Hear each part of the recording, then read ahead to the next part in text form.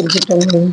கைத்தல நீரைகனி அப்பம் ஓடாவள் போரி கப்பிய கரிமுகன் அடிவே கற்றிடும் அடியவர் புத்தியில் உறைபவர் கற்பகமென வினை கடிதேகம் மதியமும் வைத்திடும் மற்பொரு தீரல் போய மதையானை மத்தள வைரனை உத்தமி புதல்வனை மட்டவில் மலர் கொடு பணிவேனே தமிழடவினை முற்படுகிறதன் முற்பட எழுதிய முதல்வோனே முப்புறம் எரி செய்த அச்சுவனுரை ரதம் அச்சது பொடி செய்த அதிவீரா இறது கொடு சுப்பிரமணிபடும் அப்போ நம் அதனிடைவமாகி அக்குற மகளுடன் அச்சிறு முருகனை அக்கணமனம் அருள் பெருமா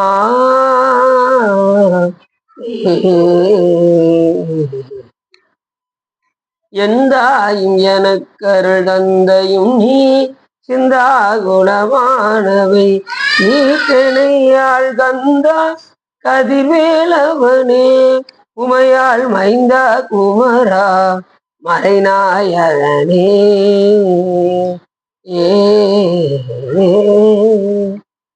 ஒன்று படித்த புகையர்கோன் கடல் போற்றி ஆளுவிசை கல்விதப்பில் அடைந்த விழான் அடி போற்றி பாலி திருநாவலூர் வந்தொண்டர் பதம் போற்றி ஊழிமணி தருவா அதவுடர் திருத்தாள் போற்றி சிற்றமும் எல்லா வல்ல சிவகாமியம்பால் உடனாகிய அதில் வைத்தியநாத சுவாமி பெரும் கருணையினாலே நாம் இன்று திருச்செந்தூர் புராணத்தில் பலகதை உபதேசித்த அத்தியாயத்தில் பகுதி 5 பற்றி சிந்திப்பதற்கு திருவருளும் குருவர்களும் அடியார்களும் கொட்டி நாம் எப்பொழுதும் ஒரு பாடலை சிந்தித்து விட்டு சொல்லுவோம். அதன் அடிப்படையில் இன்று இனம் காட்டும் கொட்டிலை விட்டு ஒரு வீடு எய்தி நிற்கும் குணம் காட்டி ஆண்ட குரு தேசிகன் குர சிறுமான் பணம் காட்டு அல்குற்கு உருகும் குமரன் பதாம்புயத்தை வணங்கா தலை வந்து இது எங்கே எனக்கு இங்கன் வாய்த்ததுவே என்று அற்புதமாக கந்தர் அலங்காரத்தில் கூறுகின்றார் நமது அருணகிரிநாதர்.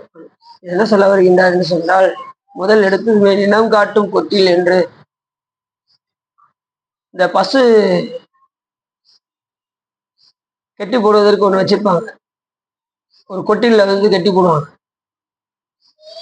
அந்த காலத்துல நிறைய பசு வளர்த்தாங்க. ஒவ்வொரு வீட்டுக்கு வீடா பசு வளர்த்தாங்க. அது ஒரு கொட்டில் அமைத்து அதை கெட்டி போட்டு வைக்கோல் கொடுத்து நல்ல பாலெல்லாம் கறந்தாங்க. இப்போ எந்த வீட்லையும் இருப்பதற்கான வாய்ப்பே இல்லாமல் இருக்கு. அந்த காலத்துல எங்க வீட்டு பக்கத்துல நிறைய இருக்கும் பசு. இப்போ பசுவை பார்க்கறது பெரிய ஆச்சரியமாக இருக்கின்றது. ஏனென்றால் பசுவில் எல்லா தெய்வங்களும் அங்கே விளங்குகின்றன. பசு கொடுக்கக்கூடிய அந்த பாலிலிருந்து தான் தயிர் நெய் எல்லாம் வருகின்றது. அதைத்தான் நாம் சாமிக்கு அபிஷேகம் எல்லாம் செய்கின்றோம். அப்படி சிறப்புடையது இந்த பசு. இன்னொன்னுன்னா, அந்த பசுவை கெட்டி போடும்போது அந்த பசு ஜானம் அந்த கொட்டில அந்த பசுவை கட்டி போடுகின்ற அந்த கொட்டிலில் பசு ஜானம் இருக்கும், புழுக்கள் இருக்கும், அது கோமியை விடும். இது எல்லாம் அந்த அசுத்தம்லாம் எல்லாமே கிடக்கும் அங்க.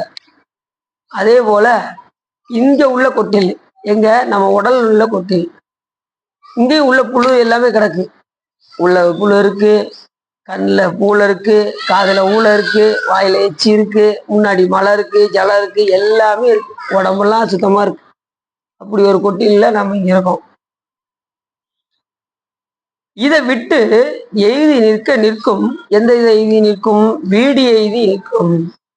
திருமணே இப்படிதான் இந்த உடல்ல ஊனடைந்த உடம்பின் பிறவியை தானடைந்த ஒரு உறுதியை சாருமால் தேனடைந்த மலர்பொழில் தில்லையில் மானடம் செய்யும் மரதர் பொற்றால் தொலை என்று சொல்வதற்கெனங்க, நாம இந்த ஊனடைந்த பிறவியை கொண்டு செய்ய வேண்டியதை செய்து வைத்தால் நமக்கு எந்த துன்பமும் வராது. செய்யவில்லை என்றால் அடுத்த பிறவிக்கு அது வித்தாக ஆகிவிடும். இது ஊன் உடம்புன்னாங்க. இது வெறும் உடம்புன்னு சொல்ல முடியாது. இது ஊன் உடம்பு. ஏன்னா எல்லாத்தையும் சாப்பிடுது. இது பேர் ஊன்னு பேரு. ஊன் அடைந்த உடம்பின் பிறவியே தான் அடைந்த ஓர் உறுதியை சாரணும். சில பேர் இந்த உடம்பை தவறாக பயன்படுத்துகின்றார்கள்.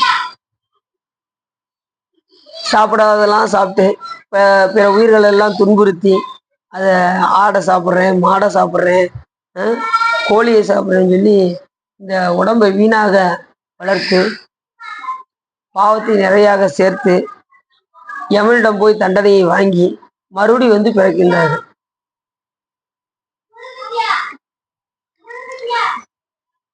உயிர் நீப்பின்னு சொன்னார் வள்ளுவர். தன் உயிரே போனாலும் பிற உயிருக்கு என்ன செய்யக்கூடாது? துன்பவிலைக்கு. தன் உயிர் நீப்பினும் செய்யற்க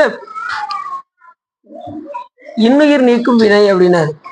அதனால எந்த உயிரும் இப்ப நம்ம எந்த உயிருக்கு துன்பம் செய்யாது இருக்கோம்னா எல்லா உயிரும் நம்மளை கண்டு தொழுமா.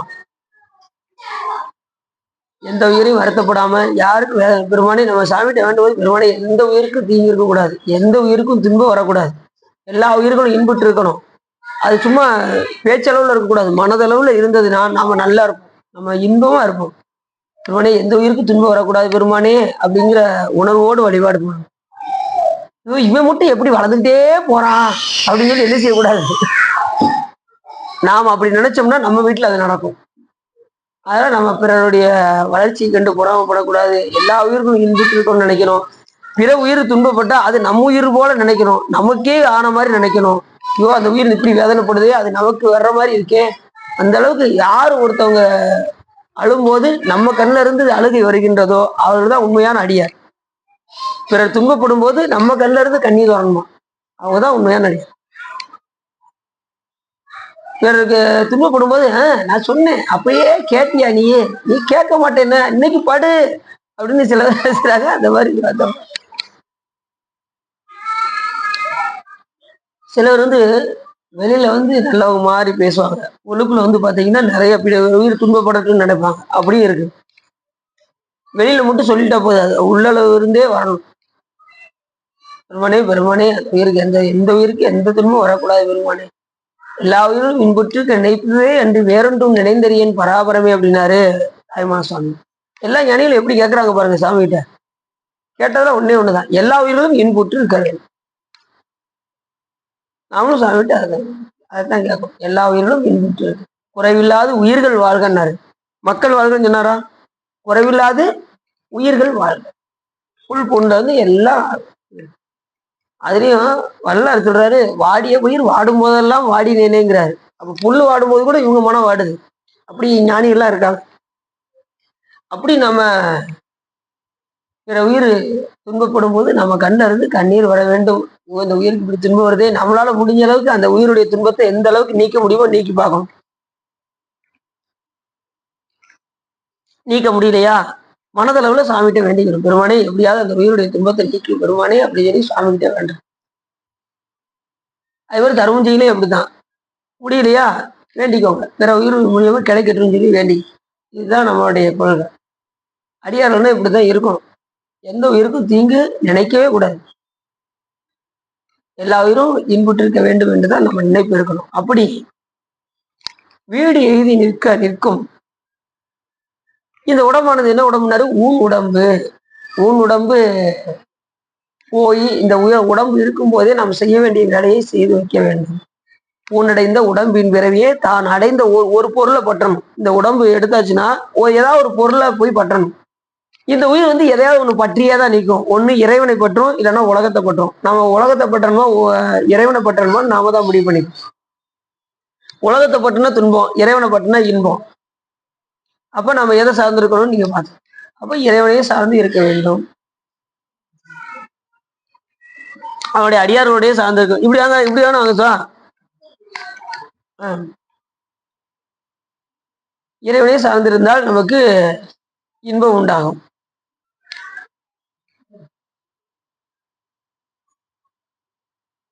அதுபோல எப்படி அந்த பசு தொழுவத்துல அந்த புழுக்களும் அந்த பசுஞ்சானமும் அந்த கோமியமும் அப்படியே கிடக்கும், அதே போல இந்த உடம்புலையும் எல்லா விதமான புழுக்கள், உடம்பெல்லாம் அசுத்தமா இருக்கு. இருந்தும் கூட நம்ம சும்மா இருக்கோமா?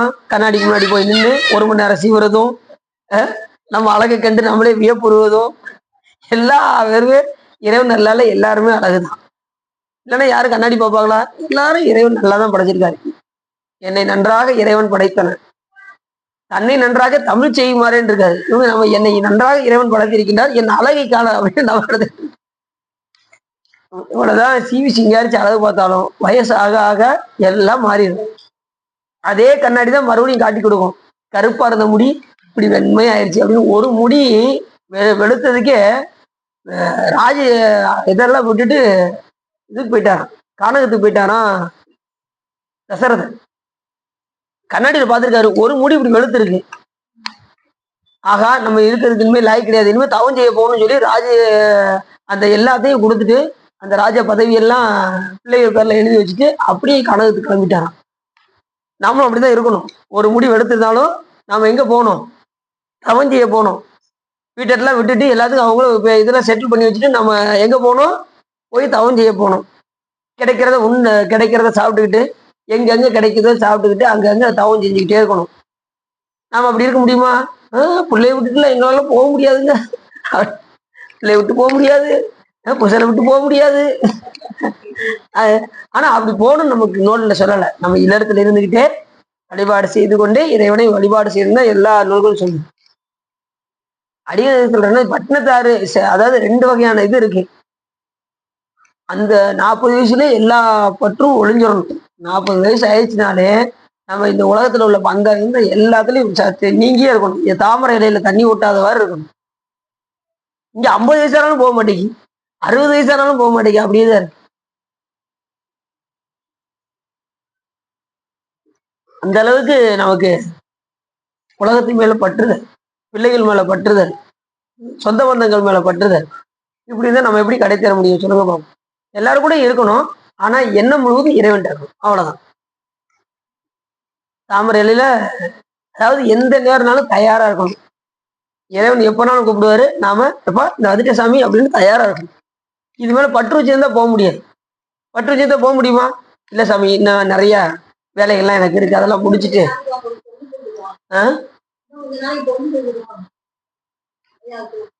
தொண்டு செய்யறதுக்கு பிறகு வேணும். தொண்டு செய்யுங்க, பிள்ளை கூட இருங்க, குழந்தை கூட இருங்க, எல்லாமே இருங்க. ஆனா எப்ப கூட்டாலும் தயாரா இருக்கணும், பயப்படக்கூடாது, தைரியமா இருக்கணும். சாமி எண்ணம் முழுவதும் ஒன்றுதான் அப்படிங்கிற அந்த உரைப்புல இருந்தோம்னா நமக்கு எதுவுமே தெரியாது. இன்பம் வந்தாலும் துன்பம் வந்தாலும் தெரியாது. அதுக்காக தான் சொல்லுவார், இந்த உலகத்துல எது வந்தாலும் வரும், இன்பம் வரும் துன்பம் வரும். துன்பம் வருதுன்னு தோன்றாதீங்க, காய்ச்சல் அடிச்சாலும் தேவாரம் பாடணும். ஏதாவது சமி சமி சமி அப்படின்னு தொடர் சிவியின் விடையேறி ஒரு தூவன் மதிசூடி காடுடைய சுடரை பொடி போசி என் உள்ளம் கவர்கள் ஒன்று காய்ச்சல் வந்தாலும் பாடணும். நம்ம காய்ச்சல் வந்தோம்னா ஒரே அதை பத்தியே சிந்தனையில இருப்போம். எங்க போய் ஊசியை போடுவோம், எங்க போய் மாத்திரையை சாப்பிடுவோம், எங்க போய் கொஞ்ச நேரம் வா இந்த போர்வை 2 போர்வை எடுப்பா அப்படின்ட்டு என்ன செய்வோம், இழுத்து ஓடி உறங்கணும்னு பார்ப்போம். நேற்று 2 தேவாரம் பாடி திருநீர் பூசிட்டு உறங்குங்க, சரியாயிடும். துன்பம் வந்தாலும் தேவாரத்தோட, இன்பம் ரொம்ப மிகுதியா இருந்தாலும் தேவார திருவாசகத்தை பாடாம இருக்கக்கூடாது, பாடணும். அவன் இன்பம் வந்துடுச்சுன்னா மறந்துடுவான். என்னங்க திருவாசகமாங்க, எங்க முட்டுறது நடக்கு, அப்படியே நீங்க போயிட்டு வாங்க சுவா அப்படின்ட்டு சொல்லக்கூடாது, சொல்லக்கூடாது. நம்ம போய் படிக்கணும். சரி, நினம் காட்டும் கொட்டிலை விட்டு ஒரு வீடு எழுதி நிற்கும் குணம் காட்டி ஆண்ட குரு தேசிகன் அவன் குற சிறுமான். எப்படி முருகப்பெருமான் தேடி போனார், யார? வள்ளியம்மையார தேடி முருகப்பெருமான் சென்றார். அதே போல முருகா, நீ என்ன செய்ய வேண்டும் என்றால் அடியனுக்கு வந்து நீ அருள் செய்ய வேண்டும். எப்படி என்றால், எப்படி அந்த வள்ளியம்மைக்கு நீ வந்து அருள் செய்தாயோ அதே போல எனக்கும் நீ வந்து அருள் செய்ய வேண்டும். ஏனென்றால் நீ என்னுடைய குரு தேசிகன், எனக்கு உபதேசம் செய்த குரு தேசிகன். அருணைநாத பெருமானுக்கு முருகப்பெருமான் எல்லா விதமான சிறப்பும் பண்ணியிருக்காரு. குரு உபதேசம் பண்ணியிருக்காரு, அட்டமாசக்தி அருள் இருக்கிறாரு, ஜபமாலை கொடுத்திருக்காரு, எல்லா விதமான சிறப்பும் அருணைநாதர் பண்ணியிருக்காரு. அவருக்கு செய்யாத சிறப்பே இல்லை, எல்லா சிறப்பும் பண்ணியிருக்காரு. அந்த அளவுக்கு அருணைநாதர் கடைசி மயிலையும் உட்கார வச்சு அப்படி வள வந்திருக்காரு சாமி. அந்த அளவுக்கு அருணைநாதர் மேல யாரு அது முற்பரப்பு வரல. மத்த இன்னைக்கு முற்பரப்புக்கு தான் இன்னைக்கு நிறைய விஷயங்கள் வருது. அருணைநாதருக்கு வரல, அர்ஜுனனுக்கு இருக்கு, கண்ணப்பண்ணனுக்கு இருக்கு, ஞானசம்பந்த பெருமானுக்கு இருக்கு, திருநாவுக்கரச பெருமானுக்கு, சுந்தரம் சாமிகளுக்கு இருக்கு, மாணிக்கவாச பெருமானுக்கு இருக்கு. எல்லாருக்கும் இருக்கு, அருணைநாதருக்கு இல்லை. அதான் பண்ட பேரும் செய்த அந்த தவம் தான் அவருக்கு கூட்டி வைத்து முருகப்பெருமானை வழிபாடு செய்து பேர்பட்ட தவறு செய்ததையும் முழு பொருள் மன்னிச்சிட்டார்ல, மன்னிச்சு ஆட்கொண்டார்ல, பதியம் பாட வச்சிட்டார்ல, திருப்புகழ் பாட வச்சிட்டார்ல. அப்ப நம்ம இதுவரைக்கும் செய்த தவறுகளை திருத்தி நம்ம அதுக்கப்புறம் இப்ப தவறு செஞ்சவங்க என்ன செய்வாங்கன்னா, நாளை முதல் நான் தவறு செய்ய மாட்டேன் அப்படின்ட்டா முடிஞ்சு வச்சு. தவறு செய்யலைன்னா பிரச்சனை இல்லை. மறுபடியும் இந்த தப்பு செஞ்சா குற்றம் தானே. இவர் என்ன பண்ணாரு, உயிரை விட துணிஞ்சாரு. நாம என்ன செய்வோம், ஒரு தவறு செஞ்சிட்டோம்னா சரி இனிமே நான் நாளையில இருந்து அந்த தவறு செய்ய மாட்டேன் அப்படின்னு சொல்லிட்டு நம்ம விட்டுருவோமா? விட மாட்டோம். இல்ல உயிர் விடத்தான் துணிவோமா? இவ்வளவு தவறு பண்ணிட்டோம், நம்ம இனிமே வாழ்ந்து பிரயோஜனம் கிடையாது, யாராவது உயிர் விடுவாங்களா? அவர் உயிரை விட துணிஞ்சாரு. அப்பதான் முருகப்பெருமான் போய் தடுத்தாரு. என்னைக்கு நம்ம ஒரு உயிரை துச்சமா மதிச்சிட்டோமோ, இந்த உடம்பு நம்மளுடையது இல்ல, நம்ம வாழ்றதுக்கு தகுதி இல்லைன்னு என்னைக்கு நம்ம நினைக்கிறோமோ, அப்ப இறைவன் வந்து நம்ம ஆட்கொள்வார். அவர் உயிரை விட துணிந்தார். பண்டை பேரூர் செய்த நல்வினை பயன் காரணமாக, முருகப்பெருமானை வழிபாடு செய்த காரணமாக விழும்போது முருகான்னு சொல்லி விழுந்ததுனாலையும் முருகப்பெருமான் அவரை ஆட்கொண்டார். அதான் இறக்கும் தருவாயில் யாரு எந்த நாமத்தை கூறுகின்றார்களோ அந்த நாமம் தாங்கி வந்து இறைவன் அருள் செய்வார். முருகான் விழுந்தாரு, முருகப்பெருமான் வந்து தடுத்தார். அதனால இறக்கும் தருவாயில இறைவனுடைய நாமத்தை சொல்ல வேண்டும்னு சொல்ற காரணம் அதுதான். அதுக்குதான் பிள்ளைகளுக்கு பூராமே நாம இறைவனுடைய பேரை நம்ம வைக்கிறோம். அப்படி இருக்க சொன்னா ஆஷாங்காங்க, நிஷாங்காங்க, உஷாங்காங்க, இப்படி பல பேர் நிறைய அம்பல் பேர் இருக்கு, சாமியுடைய பேர் இருக்கு. சரவணன், கார்த்திகேயன், கடம்பன், கந்தவேல், வெற்றிவேல், ஞானவேல், இத்தனை பேர் இருக்கு. திருஞான சம்பந்தர், திருநாவுக்கரசர், சுந்தரமூர்த்தி, மாணிக்கவாசகர், எத்தனை பேர் இருக்கு. அருளந்தி சிவம், உமாபதி சிவம், எத்தனை நல்ல நல்ல பேர்கள்லாம் இருக்கு. சாமியோட பேரு நெல்லையப்பர், வைத்தியநாதன், சொக்கநாதன், எத்தனை பேர் இருக்கு. யாரும் வைக்கிறதுக்கு யோசிக்கா. அப்படி இல்லாத நாமங்கள்லாம் வைக்கிற காரணம் என்னன்னா, இறக்கும் தருவாயில அப்படியாவது இந்த உயிரை கூப்பிட்டு மோட்சத்தை அடையட்டும்னு சொல்லி வச்சா, மூத்தவனே இங்க வாடா தம்பி, இங்க வாடா தம்பி, மூத்தவனே அப்படின்னு ரெண்டு வீட்டுல ரெண்டு பேர் இருந்தாங்கன்னா, மூத்தவன் பேர் சொக்கநாதன் வச்சுக்கோங்க, இளையவன் பேர் வைத்தியநாதன் வச்சுக்கோங்க. சொக்கநாதான் கூப்பிட்டா மோட்சம் கிடைக்கும்ல, வைத்தியநாதான் கூப்பிட்டா மோட்சம் கிடைக்கும்ல. ரெண்டு பேரையும் விட்டுட்டு மூத்தவனே இங்க வாடா அப்படின்னா, அப்ப நேரம் நரகத்துல இருந்து அவன் வந்துருவான். போயிடுவான். மூத்தவனா இங்க வா அப்படின்னு பாசக்கேற வீசிட்டு இப்படி கழுத்தை பிடிச்சி இப்படி தூக்கி, அது கழுத்து சுருக்கிட்டு இழுக்குமன்றோ கவி கற்கின்றதே அப்படிங்கிற அன்னையினாரு. பொங்கு வெம் கூட்டன், அது பொங்கி கோபத்தோடே தான் வருவான். பொங்கு வெம் கூட்டன் விடும் கயிற்றால் கழுத்தில் சுருக்கிட்டு இழுக்குமன்றோ கவி கற்கின்றதே அப்படிங்கிறாரு அன்னையினாரு. அப்படி கோபம் வருமா அவருக்கு. அவன் நல்லவன் பார்க்க மாட்டான், கெட்டவன் பார்க்க மாட்டான், உயர்ந்தவன் பார்க்க மாட்டான், இவர் எம்எல்ஏன்னு பார்க்க மாட்டான், இவர் எம்பின்னு பார்க்க மாட்டான், இவர் வந்து ஜனாதிபதினு பார்க்க மாட்டான். வந்ததுமே அடிதான், அடி வச்சு ஒரு சுருக்கிட்டு கழுத்துல ஒரு சுருக்க போட்டு தூக்கி கொண்டு போயிடும். நம்ம எதுவுமே பேச்சே கிடையாது, ஒன்லி வீச்சு தான், பாசக்கயிறு வீச்சு தான். அதனாலதான் அவன் தர்மன் பேர், யம தர்மன், தர்மத்தின்படி நடக்கின்றவன். அவன் கட்டளை கரெக்டா. நமக்கெல்லாம் வயசு எத்தனை வயசு ஆகும் தெரியுமா உங்களுக்கு? 1, 2, 3. எனக்கு வந்து 40வது வயசு பிறந்த நாள் அப்படிம்போம். அதுக்கப்புறம் ஒரு 50வது வயசு பிறந்த நாள், 60 வயசு பிறந்த நாள். நமக்கு இறப்ப மட்டும் சாமி மறைச்சி வச்சிருக்காரு, அதை மட்டும் கொடுக்கல. தெரிஞ்சிருச்சோ யாருமே உயிர் வாழ முடியாது. இது நீ நாளைக்கு இறக்க முடியாது, அப்பா உனக்கு கடன் கொடுத்து நான் முடிக்கவா போயாங்கிட்டு நினைச்சுவாங்க. உன்னுடைய டெட் ஆஃப் பர்த் சொல்லு, என்னைக்கு இறக்க போறான்னு சொல்லு அப்படின்னு சொல்லிட்டு அதனாலதான் சாமி அதை மறைச்சி வச்சிருக்காரு. இன்னொன்னா அப்படி இறக்குற நாள் தெரிஞ்சுன்னா வாழ்ற நாள் நரகமா போயிடும். அதனாலதான் சாமி அதை மறைச்சி வச்சிருக்காரு. நல்லா என்ஜாய் பண்ணட்டும் மக்கள் அப்படின்னு சாமி நமக்கு கருணையோட அதை கொடுத்துருக்காரு. ஆனா எவன் கணக்கு எப்படி தெரியுமா? ஆப்போசிட்டா அங்கிட்டு இருந்து ஒருத்தருக்கு 80 வயசுன்னு வச்சுக்கோங்க, 80, 79, 78 இப்படி வந்து அப்புறம் 10, 9, 8, 7, 6, 5, 4, 3, 2, 1 ஒரு நாள் வந்துடும்.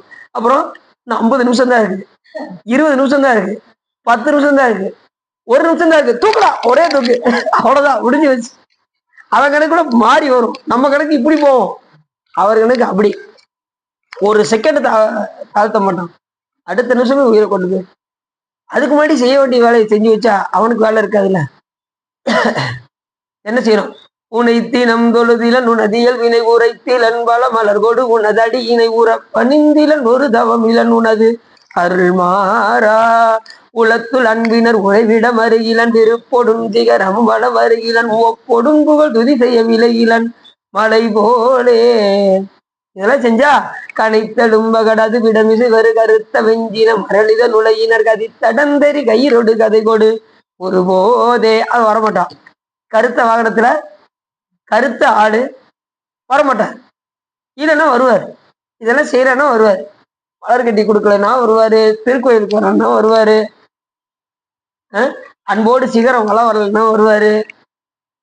இப்படிலாம் எதை எதை செய்யணுமோ செய்ய வேண்டிய வேலையை இந்த பிறவியில மனித பிறவிதான் நமக்கு எளிமையான பிறவி, இறைவனை தொழுகின்ற பிறவி. அந்த தொழுகின்ற பிறவியை கொண்டு இறைவனை நாம் தொழுகிறதை விட்டு விட்டு வேற வேலை பார்த்தோம்னா நமக்கு கண்டிப்பா யமன் கண்டிப்பா. அப்படி குரு தேசிகனாக முருகா எனக்கு குரு தேசிகனாக வந்து நான் எப்படி இருக்கேன்னா என்னுடைய உடம்பு இப்படி இருக்கு. எப்படி அந்த மாட்டுக்குட்டியில எப்படி இருக்குமோ அது போல என்னுடைய உடம்பானது இப்படி. அதான் மாணிக்கவாசகரும் இந்த உடம்ப மிகையா நினைத்தார். இது வேற்று விகார உடம்பின் உட்கிடப்ப வேற்று விகார விடக்குடம்பின் உட்கிடப்ப அற்றே ஐயா பெருமனே பெருமனே இந்த உடம்புல என்னால இருக்க முடியல சாமி, எப்பயாவது சிவலோகத்துக்கு என்னை கூட்டு போயிரு அப்படின்னு.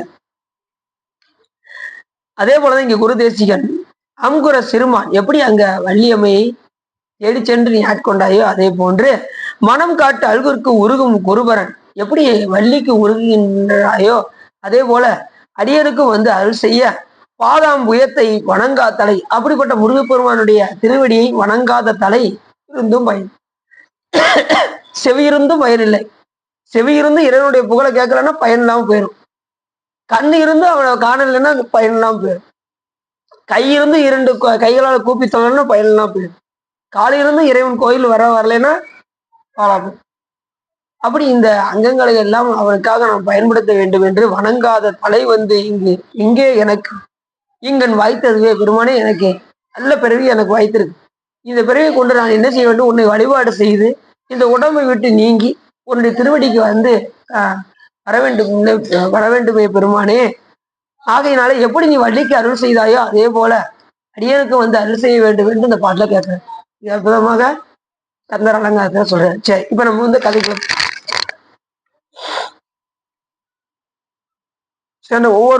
ஒவ்வொரு கதையா சொல்லிட்டு வர்றாரு. அடுத்து சொல்றாரு, இது ஒரு உரம் இருப்ப சுகமுனிவா இன்னொரு வரலாறு உள்ளது, அதையும் யாம் அறிவிக்கின்றோம் கேள். முற்பிறப்பில் பெரும் தவ ஒழுக்கம் பிழைவிடாத அந்தரன் ஒருவன் 4 வேதங்களையும் 6 அங்கங்களையும் ஓதி உணர்ந்து அவைகளில் உள்ள அரிய நுட்பங்களை எல்லாம் ஆராய்ந்து ஓதி ஆய்ந்து உணர்ந்தவைகளை தன் உள்ளத்தில் ஒன்றுபடுத்தி மற்ற அந்தனர் அனைவருக்கும் உணருமாறு அவைகளை அவர்களுக்கு உணர்த்தி மேலவர் எவருக்கும் வியப்பு மேலிட தனது நெடும்புகளை எங்கும் நிலை நாட்டி இருந்தார். யாரு? ஒரு அந்தனர். முற்பிறப்பில் பெருந்தவ ஒழுக்கம் விளைவிடாத அந்தனர். முற்பிறப்புல இப்ப கிடையாது. முற்பிறவில ஒரு அந்தனர் இருந்தான். அது வந்து ரொம்ப ஒழுக்கத்தில் சிறந்து விளங்கினான். ஒழுக்கம் கல்வி மேம்பட்டு இருந்தது. தான் கற்ற கல்வியை பிறருக்கு எடுத்து உரைக்க வேண்டும் என்று எல்லாருக்கும் எடுத்து உரைத்தான். பிற அந்தணர்களுக்கும் அதை எடுத்து உரைத்தான்.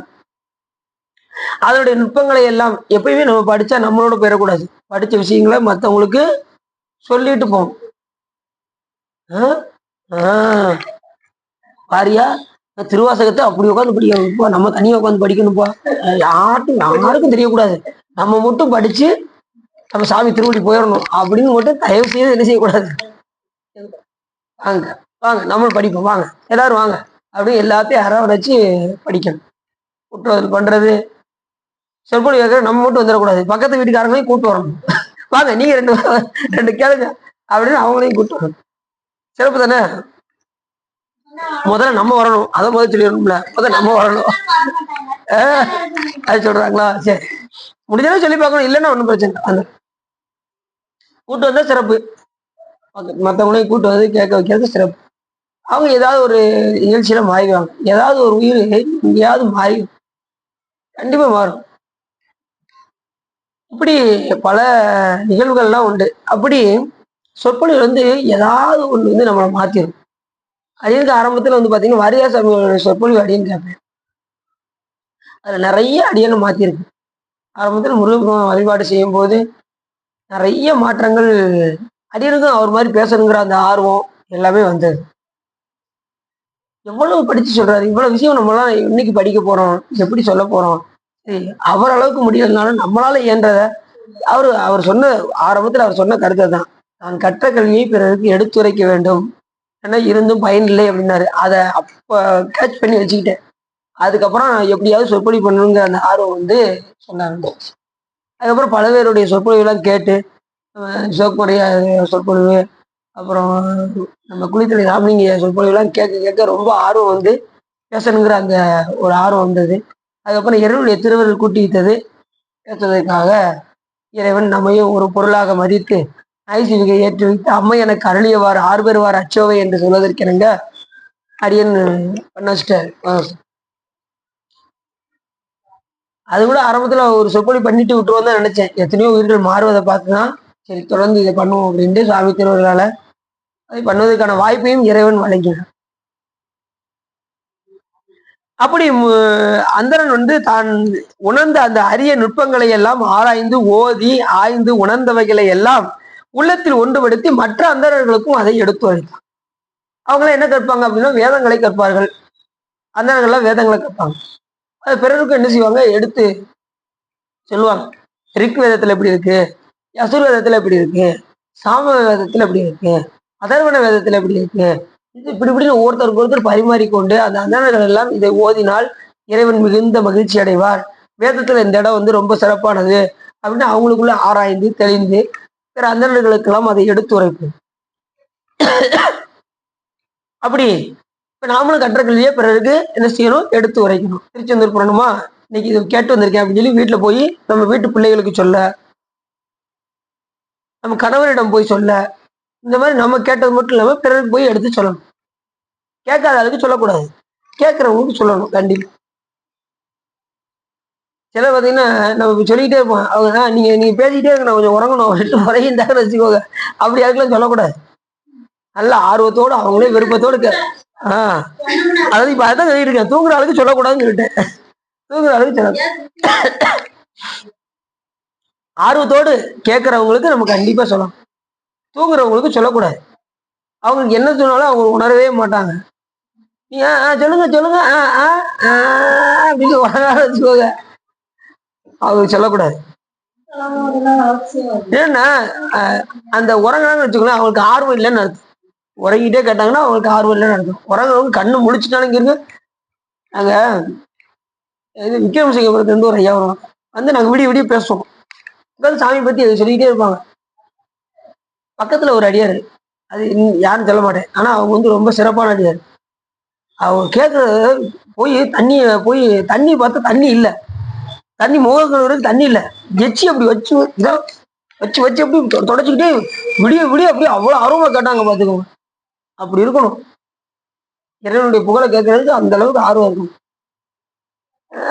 அப்படி உறங்கணும்னு வச்சுக்கோங்க, நமக்கு வந்து ஞான நூல் கற்பதற்கு லாய்க்கு இல்லாத ஆளுன்னு அர்த்தம்.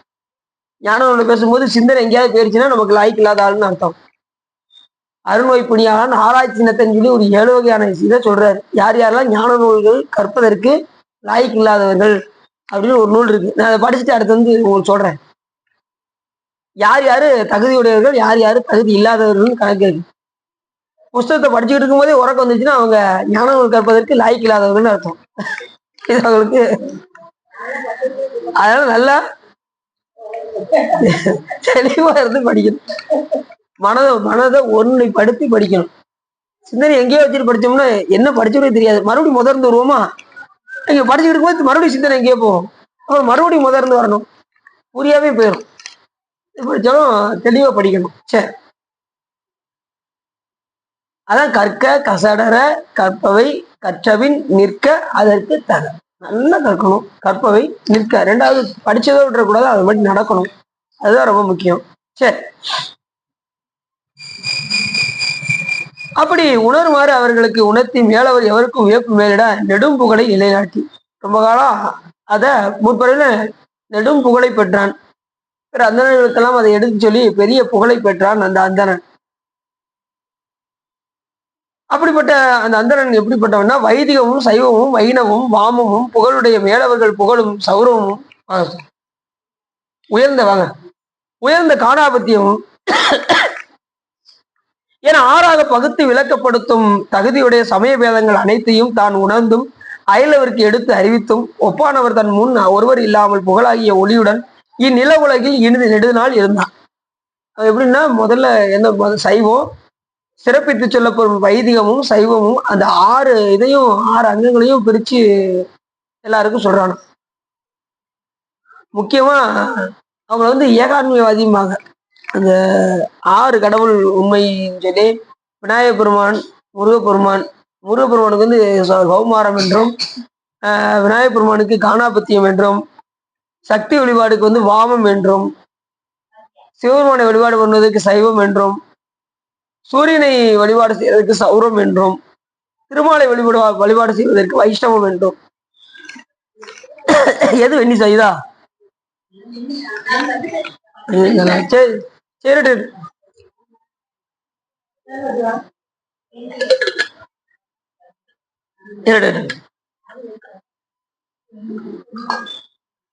இப்படி அவன் என்ன பண்ணா, இதுல இதெல்லாம் உணர்ந்து சமயபேதங்கள் அனைத்தையும் தான் உணர்ந்து அயலவருக்கு எடுத்து அறிவித்தும் இருந்தான்.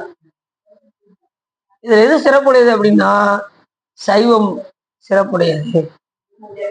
நிறைய பேர் வந்து பாத்தீங்கன்னா ஒவ்வொருத்தவும் ஒவ்வொரு தனித்தனியா பிரிச்சுட்டாங்க. விநாயகர் கடவுள் தனியா, முருகர் தனியா, கௌமாரம் சொல்லி அது ஒரு தனியா வழிபாடு போய்கிட்டு இருக்கு. சக்தியை தனியா பிரிச்சு வழிபாடு பண்றாங்க. இதெல்லாம் பிரிச்சு வழிபாடு பண்ணக்கூடாது இறைவனை. சைவம் ஒண்ணுதான். சைவத்தின் மேல் சமயம் வேறு இல்லை. அதில் சார் சிவமம். தெய்வத்தின் மேல் தெய்வம் வேறு இல்லைனும் நால்மறை செம்பொருள் வாய்வு வைத்த சீதிரு தேவாரமும் திருவாசகமும் உயிரை தரச் செய்த நால்வர் பெற்றால் எம் உயிர் துணையினர். சைவம் தான் எல்லா கடவுளால் தோற்றுவிக்கப்பட்ட சமயம் சைவம். மற்ற சமயங்கள்லாம் ஒரு உயிர்களால் தோற்றுவிக்கப்பட்ட சமயம். ஒரு உயிர்களால் தோற்றுவிக்கப்பட்ட சமயம் விஷ்ணு. மற்ற சமயங்கள் எல்லாம் ஒரு உயிர்களால் தோற்றுவிக்கப்பட்டது. கடவுளால் தோற்றுவிக்கப்பட்ட ஒரு சமயம் சைவ சமயம் மட்டுமே. அதனாலதான் எந்த ஒரு சமயத்தையும் சொல்லும் போது முதல்ல சைவம் தான் சொல்லுவாங்க. நீங்க ஸ்கூல்ல புஸ்தகத்தை போய் எடுத்து பாருங்க. சைவம், வைஷ்ணவம், சமண சமயம், பௌத்தமும், கிறிஸ்துவம், இஸ்லாமியம் அப்படின்னு சொல்லி வரிசையா சொல்லுவாங்க. முதல்ல எதை சொல்லுவாங்கன்னா சைவத்தை தான் சொல்லுவாங்க. சைவ சமயமே சமயம் சமயாதீத பழம்பொருளை கை வந்திடவே மன்றுள் வெளி காட்டும் இந்த கருத்தை விட்டு பொய் வந்துழலும் சமய நெறி புகுத வேண்டாம். முக்தி தரும் தெய்வ சபையை காண்பதற்கு சேரவாரும் ஜெகத்தீரே. இன்னும் எவ்வளவு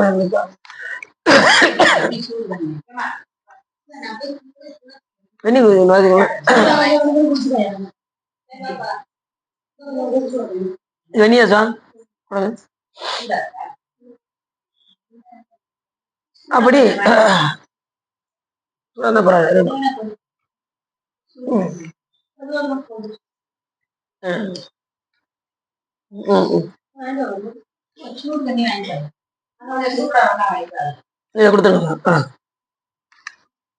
அப்ப சமயம் என்றாலே சைவம் தான் சமயம். சைவ சமயமே சமயம் சமய அதீத பழம்பொருளை இது சைவம் கடந்த சமயம். நம்ம சமயம் எப்படிப்பட்ட சமயம்? சமயங்களை எல்லாம் கடந்த சமயம். சமயா அதீத பழம்பொருளை கைவந்திடவே மன்றில் வெளி காட்டும் இந்த கருத்தை விட்டு பொய் வந்து உழலும். மற்ற சமயங்கள் எல்லாம் பொய் வந்து உழலும் சமய நெறி. அதுல போய் நீங்க என்ன செய்ய வேண்டாம், புகுத வேண்டாம். முக்தி தரும் தெய்வ சபையை காண்பதற்கு எது சைவ சமயம். முக்தி தரும் தெய்வ சபையை காண்பதற்கு சேரவாரும் ஜெகத்தீரேன்னு அழைக்கிறாரு தாய்மானசாமி. அப்படிப்பட்ட சமயம் எங்க சைவ சமயம். எல்லாரும் வாங்க, சிவபெருமானை வந்து வழிபாடு செய்ய. இந்த பிறவிலிருந்து உங்களை நீத்துக் கொள்ளுங்கள். எல்லையில்லாத அந்த பேரின்பத்தை நீங்கள் பெறுங்கள் என்று தாய்மான சுவாமிகள் நம்மை அழைக்கின்றார். காகம் உறவு கலந்து உண்ண கண்டி அகண்டாகார ஆர சிவபோகம் என்னும் பேர் இன்ப வெள்ளம் பொங்கி ததும்பி புரணமாய் கிடக்குதையோ, ஏக உருவாய் கிடக்குதையோ, இன்புற்றிட நாம் இனி எடுத்த தேகம் வெளுமுன் புசிப்பதற்கு சேரவாரும் ஜெகத்தீரேங்கிறாரு தாய்மான சுவாமி. சிவபெருமானம் வந்து அனுபவிக்கணும், இறைவன் வந்து அறியக்கூடாது, அனுபவிக்கணும். இங்க யாரு சிவபெருமான் அனுபவிக்கிறாங்களோ அவங்கதான் பெரியவங்க. எல்லாம் தெரிஞ்சவங்க எப்படி தெரியுமா இருப்பாங்க? இறைவன் அனுபவிக்கிறவங்க எப்படி இருப்பாங்கன்னா பேச மாட்டாங்க, வெளியில பேச மாட்டாங்க, அமைதியா இருப்பாங்க. இறைவனை உள்ளுக்குள்ள வச்சே பூசிப்பாங்க. அவங்க தவறு செய்யறது வெளியில தெரியாது. எங்கேயாவது உட்காந்து எங்கன எங்கன கிடைச்சாலும் அவங்க பாட்டு உட்காந்து அகப்பூஜை பண்ணிக்கிட்டே இருப்பாங்க. அவங்கதான் 4 பேர் யாரும் பார்க்காங்களா? வாங்க அப்படி தவம் செய்யற மாதிரி உட்கார அப்படி செய்யக்கூடாது. இது அவங்களுக்கு பலன் இல்லாம போயிடும். யாருக்கும் செய்யக்கூடாது. நம்ம தவம் செய்யறது தெரியாம தவம் செய்யும். அதுக்கு மீறி பார்த்தா வேற விஷயம். நம்ம முடிஞ்ச அளவுக்கு யாரும் காணாம என்ன செய்யணும்? தவம் செஞ்சுக்கிட்டே இருக்கணும். அகத்துல வச்சு இறைவனை பூசிச்சுக்கிட்டே இருக்கணும். பூசித்து கொண்டிருந்தால் நமக்கு என்ன வராது? துன்பம் வராது. முக்கியமா துன்பம் வராது. சும்மா இருக்கும் போதெல்லாம் பூசை பண்ணிக்கிட்டே இருக்கணும். அதுக்கு வெளியில பூசை பண்ணா தானே உள்ள வருவாரு. இல்லைன்னு நீங்க கண்ணை முன்ன என்ன வரும்? பல சிந்தனைகள்லாம் வரும். சொந்த பந்தங்கள்லாம் வருவாங்க. நீங்க கண்ணை மூடும்போது எல்லாமே உங்க முன்னாடி வந்து நிற்கும். அதெல்லாம் தவிர்த்து வெளியில பூஜை பண்ணாதான் உள்ளுக்குள்ள அகத்துல நாம சிவ பூஜை செய்யணும். அகத்துல செஞ்சா சிறப்பு. எண்ணில்லாத கோடி சிறப்பு அகத்துல வச்சு இறைவனை பூசிப்பது. இதய தாமரை இருக்கு பார்த்தீங்களா? இதயம் எப்படி இருக்கும் பார்த்தீங்க? இப்படித்தானே இருக்கும். இப்படித்தானே இருக்கும் இதயம். இது தாமரை மட்டும் மாதிரி இருக்கா? இது அப்படி இப்படி திருப்பிட வேண்டியது. இந்த மரித்து போடுதல், இதுக்கு பேர் என்னன்னா மரித்து போடுதல். மஞ்சள் பை அப்படி இப்படி உள்ள இருந்து இப்படி வெளியில எடுத்துட்டீங்கன்னு வச்சுக்கோங்க, என்ன ஆயிரும்? மாத்தி இப்ப உள்ள அழுக்கா இருக்குன்னு என்ன செய்வீங்க? உடனே பைய மாத்தி போடுறீங்களா? அது அதே போல நமக்கு இங்க உள்ள அழுக்கா இருக்கு. இப்ப அதை என்ன செய்யணும்? வெளியில எடுக்கணும். எடுத்து மரித்து போடணும். அப்படி இருக்கிற தாமரை அப்படி நெட்டு வசமா கொண்டு வந்து அதை 8 இதழாக பிரித்து இருதயமாக அந்த இருதயத்தை வந்து தாமரை, அது வந்து இதய தாமரைன்னு பேர். அதை எடுத்து 8 இதழாக பிரித்து அதுல சிவலிங்கத்தை கொண்டு வந்து நிறுவனம். எது சிவலிங்கம்னு கேட்கீங்களா? இப்ப தாமரை வந்துருச்சுங்க. சிவலிங்கம் எதுன்னா நம்ம ஆன்மாதான் சிவலிங்கமாக. தெள்ளத்தில் இருந்தாருக்கு ஜீவனே சிவலிங்கம் ஆகும். அன்றாடம் இந்த சிவபூஜை பண்றவங்க நீங்க பாத்தீங்கன்னா இப்படி வைப்பாங்க, ஓம் ஆத்மனே நம்ம அப்படின்னு சொல்லி சுவாமிகிட்ட கொண்டு போய் இந்த ஆன்மாவை கொண்டு போய் திருவடியில கொண்டு போய் வச்சிருவாங்க. இது அன்றாடம் சாமி கிட்ட திருவடிக்கு போய் போய் சுத்தமாகிட்டே வரும். சிவபூஜை பண்றவங்க ரொம்ப அப்படியே பியூர் ஆகிட்டே வருவாங்க. அதுக்கப்புறம் இந்த இப்போ ஆன்மா கொண்டு போயாச்சு. இந்த உடம்பு வெற்று உடம்பா இருக்குமா? இந்த வெற்று உடம்ப இந்த வலது கால் இருக்கு பாருங்க, வலது கால் இந்த பெரு விரல் இருக்கு பாத்தீங்களா? இதுல வந்து காலாக்கின்னு ஒரு அக்னி இருக்கும். இந்த உடம்ப கொண்டு இது இது மரமாக பாவித்து தலைகீழ பாவித்து இந்த கொண்டு போய் இதுல அது காலாக்கில கொண்டு போய் எரிச்சிடும். அதுக்கப்புறம் புதிய சரீரம் வருவதாக பாவித்துக் கொள்வார்கள். அதுக்கப்புறம் இப்ப உடம்பு வந்துச்சு. இப்ப என்ன வரணும்? ஆத்மா வரணும். ஆத்மா வந்து எங்க இருக்கும்? சாமி திருவடியில. அப்புறம் ஓம் ஆத்மனே நம்ம அப்படின்னு சொல்லி இருதயத்துல வரும்போது வலது நாசி வழியா வந்து இடது இருதய கவனத்துல கொண்டு வந்து ஓம் இருதாய நமன்னு சொல்லி அப்படி நிறுவிடணும். ஆத்மனே நமன்னு சொல்லி கொண்டு வந்து இருதாய நமன்னு சொல்லணும். சாமி இங்க வந்துருவாரு. எதுல வருவாரு? அந்த 8 இதழ் தாமரையில சென்றுல ஆத்மாவாக விளங்கக்கூடிய நம்ம ஜீவனே இங்க சிவலிங்கமாக வரும். அப்படி இங்க சிவலிங்கமாக வைத்துக் கொண்டு நாம என்ன செய்யணும்? எப்படி புறத்துல நீங்க சிவபூஜை பண்றீங்களோ அதே போல அகத்திற்குள்ள வைத்து சிவபூஜை பண்ணணும். அப்படியும் கொஞ்சம் படி வெளியில வந்து எல்லா மந்திரங்களும் சொல்லணும். மாப்படிக்கு ஓம் காம் தன் மகேசாய் வித்மகே வாக்கு வச்சு தாய் தீமைக்கு தன்னோ சிவப்பிரசோதயாத் அப்படின்னு சிவகாயத்ரி மந்திரம் சொல்லணும். இருந்துச்சா? ரைட்டு. ரொம்ப சுடுற மாதிரி தெரியுது. சுட வச்சது ஓகேதான், சுடுற மாதிரி தெரியுது. அதான்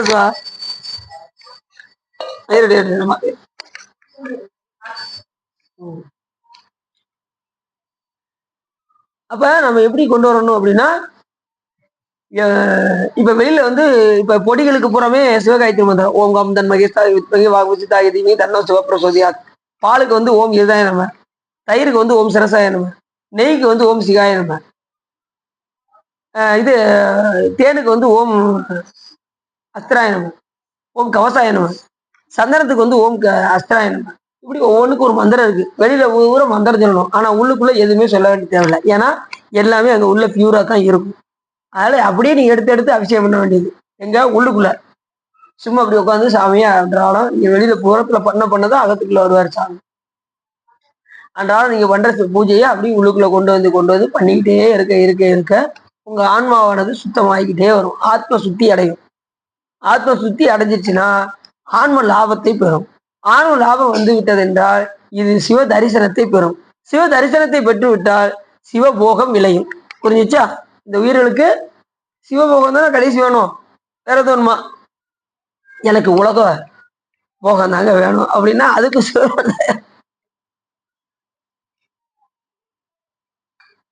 அதனால இந்த உயிர் கடைசி அடைவது சிவபோகத்தை அனுபவிப்பது. போயிட்டு வந்துட்டீங்களா? அப்படி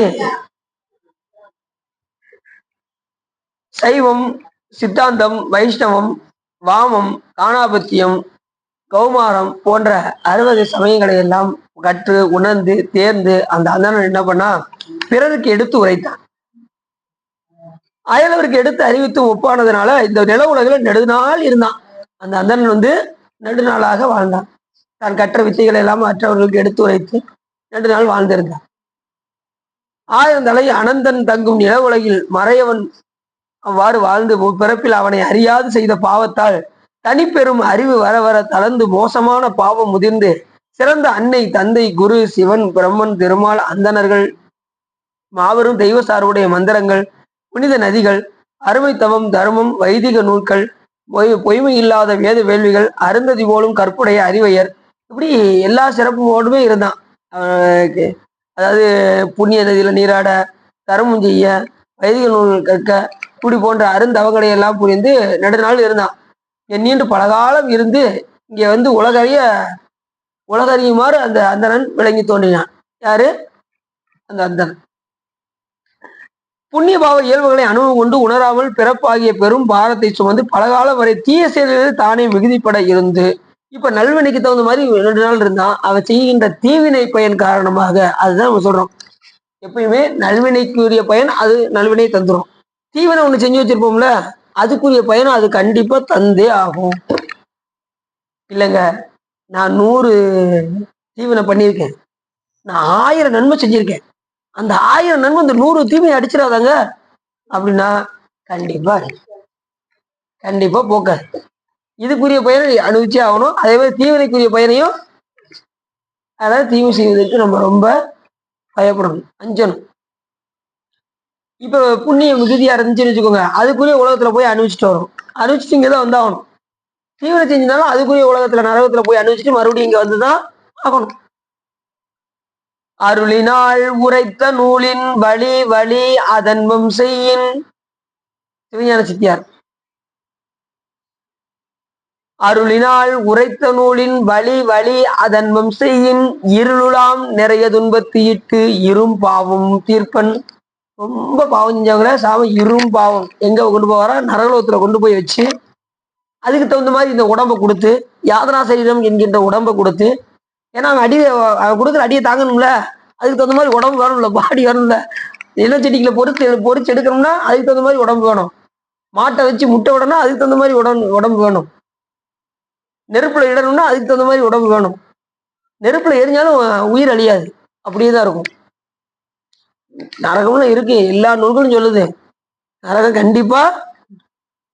ஆனா எங்க போய் அணிவிச்சாலும் மறுபடியும் எங்க வந்துடணும்? பிறவிங்கிற இந்த பிறவிக்கு இங்க நாம வந்துதான் ஆகணும், செய்த வினைக்கு தகுந்தவாறு. இப்ப நல்வினை செஞ்சதுக்கு தகுந்த மாதிரி புண்ணிய லோகம், தீவினை செய்ததுக்கு தகுந்த மாதிரி அதான் இருளாம் நிறைய துன்பத்தை இட்டு இரும் பாவமும் தீர்ப்பேன். இரும்பாவம்னா அங்க நரகலோகத்தில் கொண்டு போய் வைத்து திருத்தி சாமி இங்க மறுபடியும் அனுப்புவார்.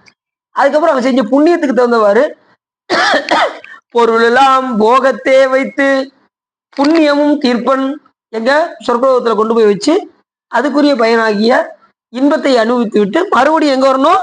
இங்கதான் வரணும். சிவலோகம் போனா தான் இங்க வரமாட்டோம், மற்ற எந்த லோகத்துக்கு போனாலும் இங்க வந்துதான்.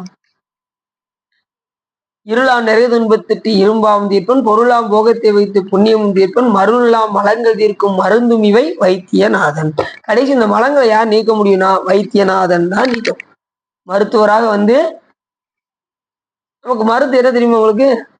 மருந்து சிவபெருமான் கொடுக்குற மருந்து என்ன தெரியுமா உங்களுக்கு? இப்படியா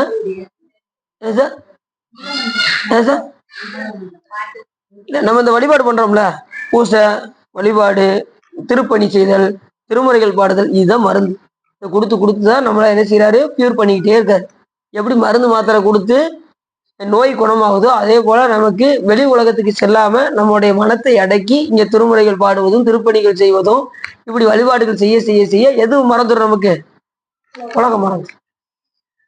உலகம் வந்துச்சுன்னா நம்ம ஆட்டோமேட்டிக்கா இன்பம் வர ஆரம்பிச்சிடும். ஒரு துன்பம் போயிடுச்சுன்னா அடுத்தது என்ன இருக்கு? இன்பம் தான் இருக்கு. இது இந்த உயிர் எதையாவது ஒன்று சார்ந்துதான் அமையும். ஒன்று உலகத்தை சார்ந்த அமையும், இல்லைன்னா இறைவனை சார்ந்த அமையும். உலக சிந்தனை இல்லைன்னா அடுத்த சிந்தனை எது வரும்? இறை சிந்தனை தான் வரும்.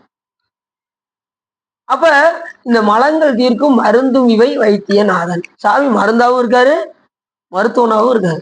ரெண்டா இருந்து இறைவன் நமக்கு செயல்படுகின்றார். அது மருந்து கொடுக்கலன்னு வச்சுக்கோங்க, நாம கடை தர முடியுமா? முடியாது. எத்தனை அருளாளர்களை வர வச்சு நமக்கு திருமுறைகளை கொடுத்துருக்காரு. நம்ம உட்காந்து படிக்கிறோமா? இல்ல வருவதுக்கு கொஞ்சம் லேட் ஆச்சு, பரவாயில்லையா? ஒரு மணி நேரம், ஒரு மணி நேரம் பாடுறதுக்கு 1 மணி நேரத்துக்கு நாம என்ன செய்யறோம்? நான் அன்னைக்கு வந்தேன், நான் யாரையும் புண்படுத்துறதுக்காக சொல்ல, ஒரு இதுக்காக சொன்னேன் சுவா. யாரும் மனத்துல எதுவும் நினைச்சுக்கலாம். அன்னைக்கு நான் அடின்னு பூஜை வைக்கிறதுக்காக வந்தேன். திருமுறை பாடுவாங்கன்னு நினைச்சு பார்த்தேன். சரிங்க, ஆரம்பத்துக்கு வந்தேன், ஒருத்தருமே இல்லை. எனக்கு பக்குன்னு ஆகி போச்சு, திருமுறைகள் பாடுவாங்கன்னு சொன்னாங்க. ஆரம்பத்துக்கு ஒருத்தர் இல்லையேன்னு பார்த்தேன். அதுக்கப்புறம் 7:10 ஒருத்தவங்க வந்தாங்க. அப்புறம் 7:15 கொஞ்சம் படப்படமா ஃபுல் ஆயிடுச்சு. 7:15 ஃபுல் ஹவுஸ்ஃபுல் ஆயிடுச்சு.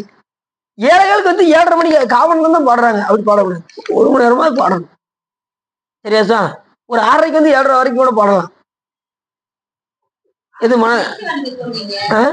நான் கூட ஒரு நாள் வந்தேன், அன்னைக்கு ஒருத்தருமே இல்லை. யாரு இவங்க கூட வந்து பார்த்துட்டு போயிட்டாங்களா சார்? இவங்க கூட வந்து பார்த்துட்டு போயிட்டாங்க. 7 மணி வரைக்கும் இவங்களும் வெயிட் பண்ணிட்டு போயிட்டாங்க. இல்ல அதுக்கப்புறம் 7 மணிக்கு மேல வந்திருக்காங்க. அதான் அன்னைக்கு யாரும் வரல. நான் வந்து 7 மணிக்கு மேல எல்லாம் வந்திருக்காங்க. பொதுவாக வந்து ஒரு 6:30 வந்து ஒரு மணி நேரமாவது திருமொழி பாடினா தான் நல்லா இருக்கும். அதுக்கு சொல்றேன். என்ன 6 அதான் 6:30 சொல்றேன். 7 மணிக்கு வந்து ஆளு இல்லை, அதுக்கு சொல்றேன். சரி, ஒண்ணும் பிரச்சனை இல்லை, ஒண்ணும் பிரச்சனை இல்லை. அடுத்து பாடுங்க. அதுதான் அடுத்து 6:30 வந்து ஒரு 7:30 1 மணி நேரம் பாடுங்க. அது மாதிரி வழக்கமா பாடுறதுல புதுசு புதுசா வேற வேற பதியங்களா எடுத்து பாடிக்கிட்டே இருங்க. சரிதானா? சரி, பாடுங்க பாடுங்க ஒவ்வொரு பதியமா பாடுங்க. சரிதானா? சரி. ஏன்னா திருமுறைகள் பாட பாடதான் நம்ம என்ன ஆகுது, சாமி நம்மளை தூய்மையாக ஆக்கிக்கொண்டே வருவார். திருமுறைன்னா சாமிக்கு ரொம்ப பிடிக்கும். அப்படியே அன்போடு நீங்க ஓத ஓத ஓத ஓத உங்களுடைய மன சிந்தனை எல்லாமே இறைவனுக்குள்ள வந்துடும். வேற எங்கேயும் வெளியில போகாது. அது உருகி பாண்டிங்கன்னு வச்சுக்கோங்க. உருகும் அடியாதவனுக்கு உருவாய் அடையாவேங்கிறாரு ஞானசம்பந்த குரு. சார் குடிச்சுக்கிறேன். தண்டமா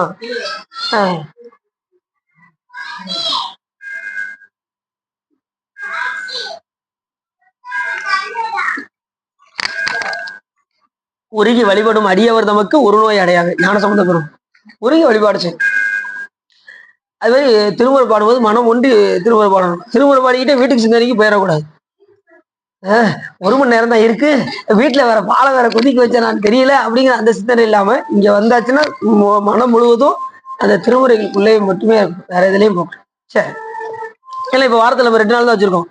இப்ப நல்ல திருமுறைகள் நல்லா பாடுங்க. சரிதானா? சரி. அப்படி அந்த அந்தரன் என்ன பண்ணா, தீய செயல்கள் தானே மிகுதிப்பட இருந்து மனத்தின் உணர்வு தள்ளாட சொற்கள் தழுதலுக்க அவனுக்கு வயசு ரொம்ப ஆகிக்கிட்டே இருக்கு. அந்த அந்தரனுக்கு நேரம் தளர்ந்துருச்சு. சாமி வந்து நமக்கு வழிபாடு பண்றதுக்கு ஒரு அறிவிப்பு கொடுப்பாரு. முதல்ல என்ன கொடுப்பாரு தெரியுமா? இப்ப முதல்ல நிறையத்தான் கொடுப்பாராம். 40 வயசு ஆயிடுச்சு, நிறை விழுந்துருச்சு, இனிமேலாவது வழிபாடு செய்வியா அப்படின்னு சாமி என்ன செய்வாரு? நிறைய கொடுப்பாரு. சரி, நம்ம என்ன ஆயிடணும் அப்படி. சரி, ரைட், நிறை விழுக ஆரம்பிச்சிருச்சு, இனிமேலும் நம்ம காலம் தாழ்த்தக்கூடாது, நம்ம இறை வழிபாடு பண்ணணும் அப்படின்னு சொல்லி பண்ணிட்டோம்னா பிரச்சனை இல்லை. நம்ம ஆளுக்கு எப்படி தெரியுமா? டை அடிச்சு 10 நோட்டீஸ், டை அடிச்சு சிவருமானுக்கு 10 நோட்டீஸ் கொடுக்காது. 2வது நிறை விழுந்ததுக்கு அப்புறம் திரை கண்ணு எது இருந்தாலும் கொஞ்சம் தள்ளியே பேசுங்க, தள்ளியே கொஞ்சம் காட்டுங்க. எதுனா அப்படி தூரம் தான் பார்க்க வேண்டி இருக்கு. இல்லைன்னா ரொம்ப கண்ணாடி போட்டாதான் தெரியும். நம்ம ஆளு சாமிக்கு 10 நோட்டீஸ், கண்ணாடி போட்டு 10 நோட்டீஸ். முதல்ல நிற வந்தா டை அடிச்சு 10 நோட்டீஸ், திரைய கொடுத்தா கண்ணாடி போட்டு 10 நோட்டீஸ். கடைசி மூப்பு வந்துடும். அப்போ ஒன்றும் செய்ய முடியாது. கடைசி காலத்துல ஏதாவது செய்ய முடியுமா? அவன் வந்து அடிச்சு எடுத்துட்டு போயிடுவான். அதனால ஒண்ணு என்னது தேவாரம் பாட போறியா? இவ்வளவு நாள் என்ன செஞ்சுக்கிட்டு இருந்த நீ? சொற்பொழிவாவது கட்டியா? ஒரு 5 நிமிஷம் இருங்க, சகசிவன் கோயில சொற்பொழிவு நடந்துகிட்டு இருக்கு, நான் போயிட்டு வந்துடுறேன் விடுவானா? அதனால இருக்கும் போதே நல்லா வழிபாடு பண்ணியாரு. அதானா அவனுக்கு நம்ம என்ன செய்யக்கூடாது? இறையக்கூடாது. அதனால சாமி கொடுக்கக்கூடிய அறிவிப்பு நிறை திரை மூப்பு. நிறை வரும்போதே அதனாலதான் இது தசரதன் இந்த ஒரு நரமுடியை பார்த்ததுமே கானகத்துக்கு போயிட்டான். 40 வயசு ஆயிடுச்சுனால என்ன பண்ணிடணும், சிறு வயதுல இருந்தே வரணும் நமக்கு வழிபாடு. நமக்கு இப்பயாவது வந்திருக்கேன்னு சந்தோஷப்படணும். எனக்கு 60 வயசுல தாங்க வந்திருக்கு, ரொம்ப ஒன்றும் பிரச்சனை இல்லை. நமக்காகவே திருநாவுக்கரசர் பெருமான் இருக்காரு, 60 வயசுக்கு மேல வந்து இறைவன் திருவடி போயிட்டார். அந்த அளவுக்கு உரைப்ப பண்ணி செஞ்சா அப்ப சாமிகள் மாதிரி அட்லீஸ்ட் நீங்க வழிபாடு செஞ்சா சிவபெருமான் கண்டிப்பா ஒரு பிறவி வந்தாலும் கூட நல்ல உயர்ந்த பிறவி கொடுப்பாரா கொடுக்க மாட்டாரா யோசிச்சு பாருங்க. நல்ல வழிபாடு செஞ்சா பிறவியே வந்தாலும் நல்ல பிறவி நல்ல குடியில போய் பிறக்க வச்சு தன்னை நினைக்குவாரு சிவபெருமான். செய்வாரா செய்ய மாட்டாரா சொல்லுங்க போ, செய்வார். அதுக்காவது என்ன பண்ணணும், நல்ல வழிபாடு பண்ணணும். அது பிறவி அவரு பட்டதாரி இன்னும் எத்தனை எத்தனை பிறவியோ இன்னும் எத்தனை எத்தனை யுகமோ அப்படின்னாரு. நம்ம எல்லாம் ஏமாத்திரம் சொல்லுங்க பார்ப்போம். காரைக்கிழமையாரே மீண்டும் பிறப்பு உண்டேன் உன்னை என்றும் மறவாம வேண்டும்னாங்க.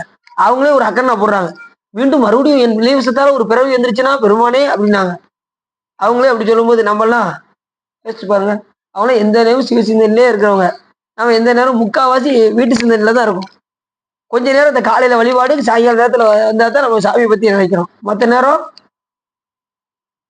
பிள்ளைகளை பார்க்கணும், வீடுகளை பார்க்கணும், கணவரை பார்க்கணும், அவருக்கு சமையல் செய்யணும், இப்படியே நம்மளுடைய காலங்கள் போயிட்டே தான் இருக்கு. இதனால காலைல 10 வைக்கும் போதே பஞ்சாட்சத்தை சொல்லி 10 வைக்கணும். சரிதானா?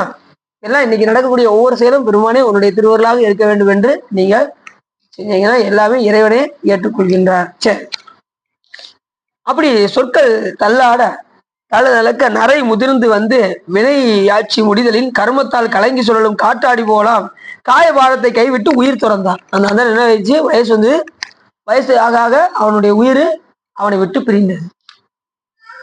கண்டிப்பா உயிர் பிரிவாங்க அப்படின்னா கண்டிப்பா உயிர் பிரியும். ஜன்னன் முண்டே மரணம் கண்டிப்பாக யாரா இருந்தாலும் சரி பிறவி எடுத்துட்டா கண்டிப்பா இறப்பு உண்டு. சிவபெருமான் ஒருத்தர் தான் பிறப்பு இறப்பு இல்லாத. அதே தன்மை முருகப்பெருமானுக்கும், ஏன்னா 2 பேரும் வேற வேற கிடையாது. அப்படி வயதாகி கடைசி என்னது அவருடைய உயிர் அங்கே பிரிந்ததுமே பூத உடலை நீங்கி உயிர் புறப்பட்ட சமயத்தில் யமதூதர்கள் பாசத்தை எடுத்து இருக கட்டி இழுத்து சென்று காலதேவன் கட்டளைப்படி அங்கங்கு உள்ள நரகத்தில் தள்ள 28 கோடி நரகம் என்று கூறப்படும் தீமையின் பயங்களாகிய பாருங்க, அது செஞ்ச தீவனை பெயருக்கு நேரா கழுத்துல சுருக்க போட்டு எங்க கொண்டு போயிட்டாரு, கழுத்தில் சுருக்கிட்டு, அது பொங்குவம் கூற்றன் கழுத்தில் சுருக்கிட்டு அது விடும் கயிற்றால் அவன் கூடி விடக்கூடிய பாச கயிற்றினார் கழுத்தில் சுருக்கிட்டு இழுக்கு ஒன்றோ கவி கற்கின்றதேன்னு சொல்ற மாதிரி அவரை பாசக்கயிறை வீழ்ச்சி கழுத்தை இறுக்கி சுருக்கிடுவாராம். இந்த இறக்கும்போது சிலவருக்கு பேச்சு வராது பார்த்துருக்கீங்களா? அந்த பேச்சு வராதவங்க பூராமே எவன் தான் எடுத்துட்டு போவாங்க அந்த உயிரெல்லாம். அப்படிப்பாங்க, முடியாதாங்க, பேசவே முடியாது. இருக்கும்போதே நல்ல தான தர்மங்கள் இதெல்லாம் செஞ்சுக்கிட்டே இருந்தா இறக்கும் தருவாயில எல்லா சொன்னேன் பார்த்தீங்களா, அது மாதிரி பிற உயிரை வருத்தாம இருந்தா எல்லா உயிரும் கண்டு தோணும். இப்போ ஜிடி நாயுடு கேள்விப்பட்டிருக்கீங்களா? ஜிடி நாயுடு என்ன பண்ணாரு, அவர் கப்பலில் போய்கிட்டு இருந்தாராம். கப்பலில் போய்கிட்டு இருக்கும்போது கப்பல் கவுந்துருச்சான். கவுந்துக்கிட்டு இருக்கும்போது எல்லா மீன்களும் வந்து ஒவ்வொரு ஆளையும் முழுகி முழுகி முழுகி முழுகி சாப்பிட்டுச்சான். ஜிடி நாயுட பார்த்ததும் எல்லா மீனும் பக்கத்துல போயிட்டு திரும்பி வந்துருச்சான். எல்லாம் அந்த திமிங்கலம் இருக்கு, ஒரு பெரிய மீன் இருக்கு பாத்தீங்கன்னா, திமிங்கலம் போய் எல்லா மீனையும் விளக்குச்சாயே அவர் ஒன்றும் செய்யாதுன்னு சொல்லி திமிங்கலம் போய் எல்லா சின்ன மீன்கள் எல்லாம் போய் அவரை மட்டும் விட்டுருங்கன்னுச்சான். அதுக்கு வைப்ரேஷன் தெரியுது பாருங்க. ஏன்னா அவர் புலால் மறுத்தல், அவர் ஒருத்தர் தான் சைவம், மற்ற எல்லாம் அசைவம், எல்லாம் கறி முட்டை சாப்பிட்றவங்க அத்தனை பேரையும் மீன் முயங்கிடுச்சு. இவரு பிற உயிர் துன்புறுத்தக்கூடாதுன்னு சொல்லி இருந்ததுனால இந்த திமிங்கலம் போய் அத்தனை மீனையும் சாப்பிட விடாம ஆக்கி அத்தனை பேரும் உள்ள அவரை மட்டும் காப்பாத்தி அவர் அந்த பதிவு பண்ணியிருக்காரு ஜிடி நாயுடு. அவர் எழுதின நூல்ல நான் புலால் மறுத்தல்ல இருந்த காரணத்தினால எல்லா மீனும் என்னை வந்து அதனாலதான் எல்லா உயிரும் தொழுவும் அப்படின்னா, புலால் உண்ணாதவங்கள எல்லா உயிரும் அவர் அப்படியே பதிவு எல்லா மீனும் என்னை வந்து பார்த்துட்டு போயிருச்சு. மற்ற மீன் எல்லா இருக்கிற அந்த கப்பல்ல இருந்த எல்லாருமே காலி, எல்லாரும் அந்த மீன் சாப்பிட்டுருச்சு, இவர் ஒருத்தரை மட்டும் விட்டுருச்சு. அதுக்கு தெரியுது பாருங்க, இவர் வந்து உயிரை கொல்லாதவன் அப்படின்னு சொல்லி அதுக்கு தெரியுது. அதனாலதான் எந்த உயிரையும் நம்ம கொண்டு சாப்பிடக்கூடாது. ஞாயிற்றுக்கிழமை ஆயிடுச்சுன்னா மஞ்சள் பையை தூக்கிட்டு போயிடக்கூடாது. அப்ப கண்டிப்பா யாரு வருவா, கண்டிப்பா எல்லாம் அப்படி இல்லைன்னு வச்சுக்கோங்க, எந்த இடத்துலனாலும் எந்த உயிரினாலும் நம்மள அட்டாக் பண்ணும். பிற உயிரை வருத்துனா நாய் கடிக்கும், பாம்பு கொத்தும், எல்லாமே நடக்கும். அதனால பிற உயிர் கண்டு நாம இறங்க வேண்டுமே தவிர அதை துன்புறுத்த கூடாது. புரிஞ்சுச்சா? சதனச்சா? அப்படிதான் அப்படிதான் நூல் சொல்றது. நீங்க வந்து வேற எதுவும் புதுசா எதுவும் இல்லையாங்க? ஏதாவது மஞ்சள் பைய தூக்கிட்டு போற மாதிரி ஞாயிற்றுக்கிழமை ஏதாவது அந்த இதுக்கு சான்ஸே கிடையாது. அதான் நீங்க நம்ம அடியார்ல எல்லாம் மாறிட்டீங்க. இல்ல பொதுவா சொல்றேன். யாரா இருந்தாலும் புலால் புலால் என்பதான் சரி. அப்படி இருட்டு சார். 28 கோடி நரகமும் வா வாங்குமா. தீமை செஞ்சா 28 கோடி நரகம். வாப்பா வாப்பா, உனக்கு அதான் என்ன சட்டி நான் ரெடியா காத்துக்கிட்டு இருக்கேன். அப்புறம் நெருப்பு காத்துக்கிட்டு இருக்குமா, எல்லாமே காத்துக்கிட்டு இருக்கும். இந்த புலால் சாப்பிட்றவங்கலாம் கத்தி கையில ரெடியா இருக்குமா. எடு, கையை பிடிச்சிக்கோ, உன் சதையை நீ அறுத்துக்கோ, நீயே சாப்பிடு, சாப்பிடலாம் அடி விழுந்துகிட்டே இருக்குமா. எவன்ட்ட கூஸ்பாண்டு போகணும், அந்த போகணும். இப்படி நிறைய இருக்கு. நரகத்துல எத்தனையோ வகைகள்லாம் இருக்கு. அவங்க செய்த விதைக்கு தகுந்த மாதிரி நரகம் போகும். 28 கோடி நரகமும். இந்த அண்ணன் என்ன பண்ணா, நல்வினைக்கு தகுந்த மாதிரி புகழோடு வாழ்ந்தான். தீவினை செய்ததுக்கு தகுந்தவாறு நரகத்தில் போய் தண்டனையை அனுபவித்தான். எப்படி முதல்ல எப்படி புகழ் கிடைச்சது, அவன் செஞ்ச புண்ணியத்துக்கு, அவன் செஞ்ச இகழுக்கு, தீவினைக்கு. எத்தனையோ பேர்கள் செய்த தீவினையானது நேரா கொண்டு போய் நரகத்துல விட்டுருச்சு. யமதூதர்கள் வந்தாங்க, கையில கயத்தை சுருக்கி போட்டாங்க, கொண்டு போய் நரகத்தை அனுபவிக்க வைத்தார்கள். அங்கிருந்து மீண்டும் மறுபடியும் எங்க வந்தானா, பாண்டிய நாட்டில் வந்து கெடுதல் தீராத கொடிய குரலுடைய வாயுள்ள கழுதையாய் பெண்ணும் ஒரு தரம் பிறந்தான். கடைசி கழுதையா வந்து பிறந்தானா.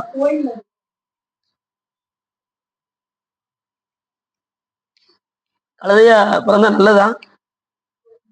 அவன் செய்து தீவினைக்கு தகுந்தவாறு பாருங்க, போய் கடைசி கனத்த குரலுடைய கழுதையாய் வந்து பிறந்தான்.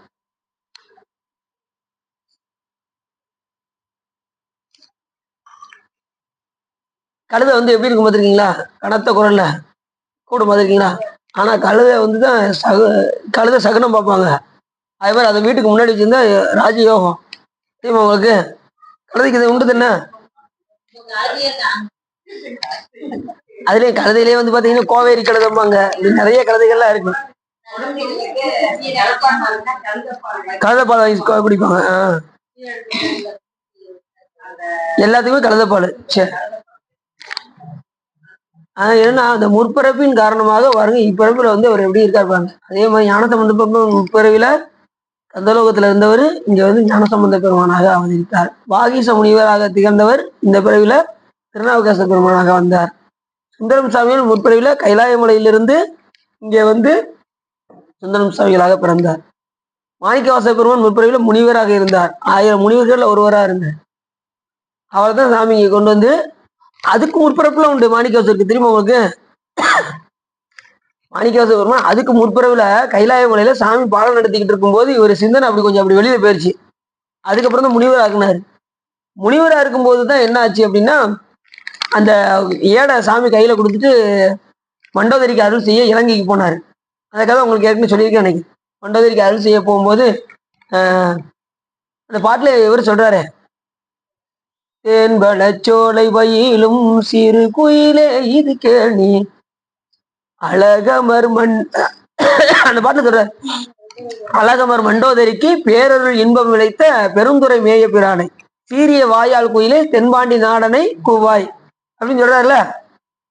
அது யார சொல்றாரு, அழகமர் மண்டோதரிக்கு. ராவணனோட சிறந்த பக்தை அவரோட மனைவி.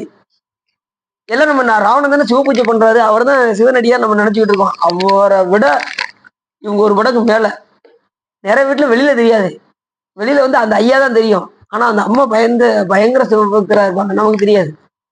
இப்ப 63 நாயன்மார்களே எடுத்துக்கிட்டீங்கன்னா அவங்க மனைவியால தான் இவங்க நாயன்மார் லிஸ்ட்லயே வந்தாங்க. இப்ப இளையான்குடி மாறனார்ல அந்த நள்ளிரவு சாமி உணவு கேட்க போகும்போது அந்த அம்மா தான் பக்குவமா அந்த அம்மா வந்து யோசிச்சாங்க. எல்லா சாமியும் மதியம் வரும், நைட்டு வரும், ஒரு 10 மணிக்குள்ள வரும்னு வைங்களேன். அந்த காலத்துல 7 மணிக்குள்ள உறங்கிடுவாங்க. அது வேற. இவர் நள்ளிரவு 12 மணிக்கு வந்தாரு சிவபெருமான். அந்த அம்மா புரிஞ்சுட்டாங்க, வந்தது சாதாரண ஆளா இருக்க முடியாது. உடனே கணவரை கூப்பிட்டு காலையில வச்சிருக்க அந்த முளைநெல்ல போய் எடுத்து வாரி வாருங்கள் அப்படின்றது. உடனே இவர் அந்த மின்னல் வெட்டில, அப்பெல்லாம் லைட்டு கிடையாது, இப்பதான் மின்விளக்கு இருக்கு. ஒரு நாள் தெருவிளக்கு இல்லைன்னு வச்சுக்கோங்க, நம்ம என்ன பாடுபடுறோம் யோசிச்சு பாருங்க. உடனே போன போட்டு, ஹலோ போஸ்ட் பண்ணாங்க, எங்க தெருவில் விளக்கு எரியலங்க, கொஞ்சம் வந்து பாக்குங்க. இல்லங்க காலை இல்ல அப்படிலாம் நீங்க எல்லாம் சொல்லக்கூடாது, நீங்க இப்பயே வந்து ஆகணும், உங்களுக்கு 100 ரூபா தாரேன் அப்படின்னு வச்சுக்கோங்க. 100 ரூபா அப்படின்றது உடனே சில பேர் வந்து கொள்கையில இருப்பாங்க, நீ 100 ரூபா கொடுத்தாலும் வர முடியாது அப்படிமா. சில பேர் வந்துடும், வந்து உடனே என்ன செய்வாங்க பாத்துருவாங்க. ஏன்னா நம்மளால இருக்க முடியாது, வீட்டுல லைட்ல என்ன இருக்க முடியுதா? யோசிச்சு பாருங்க, இருக்க முடியுதா? முடியல. அப்ப இவர் என்ன பண்ணாரு, அந்த மின்னல் வெட்டிலேயே போய் அந்த காலையில வச்ச முளையில அப்படியே மழை நேரம், மழை வேற, மழையிலேயே போய் அந்த முளைநெல் அப்படியே மிதந்து கிடந்ததான், அப்படியே வாரி கொண்டு வந்து வீட்டுல கொடுக்க, அவங்க அதை சமையல் செய்ய, காய்கறி குழம்புக்கு அந்த கொல்லப்புறத்துல உள்ள கீரையை பறிச்சுட்டு வர சொல்ல, அதுல கீரை காய் குழம்பு எல்லாமே அறுசுவை உணவு செஞ்சாச்சு. இப்ப அடியார அழைக்க போனாங்க, சாமி உள்ள வந்திருக்காரு, அடியார போய் அழைக்கிறாங்க, சாமி உணவு தயாராகிடுச்சு வாங்க அப்படின்னு பார்த்தா, சாமி அப்படி விடைவானத்துல காட்சி இருக்கு. அப்படிப்பட்ட சிறப்புடையது இளையான் விடிவானதான். மிகுந்த செல்வந்தர், எத்தனை பேருக்கு அவரு 1000 பேருக்கு அன்னம் படைச்சவரு. வறுமை வந்து என்ன 4 நாள் பட்னியாவை கடந்து அப்படி இருந்து சாமி வழிபாடு பண்ணியிருக்காங்க பாத்துக்கோங்க. நம்ம ஒரு நாள் பட்னியா இருந்தாலே போப்பாங்கிட்டு, நானே பட்னியா கிடக்க நீ வேற வந்துக்கிட்டு போயா அப்படின்னு நம்ம என்ன செஞ்சிருவோம், சத்தம் போட்டு அனுப்பிச்சுட்டுருவோம். யாரும் சாப்பாடு கேட்டு வந்தா, நானே ஒரு நாள் பட்னியா இருக்கேன் நீ வேறையா, ஸோ போப்பா போப்பா அப்படின்னு, கைச்சொலியா இருக்கு போ அப்படின்னு என்ன செய்வோம். அந்த அந்த கைச்சொலியா இருக்குன்னு யார் தான் கண்டுபிடிச்சாங்கன்னு தெரியல, நம்ம நாள் அப்படிதான் சொல்லுவாங்க, கைச்சொலியா இருக்கு போ அப்படிங்கிறாங்க. அப்படியா, வீட்டுல வேலையா இருக்குங்கிறதுக்கா? அப்படியா, சரி.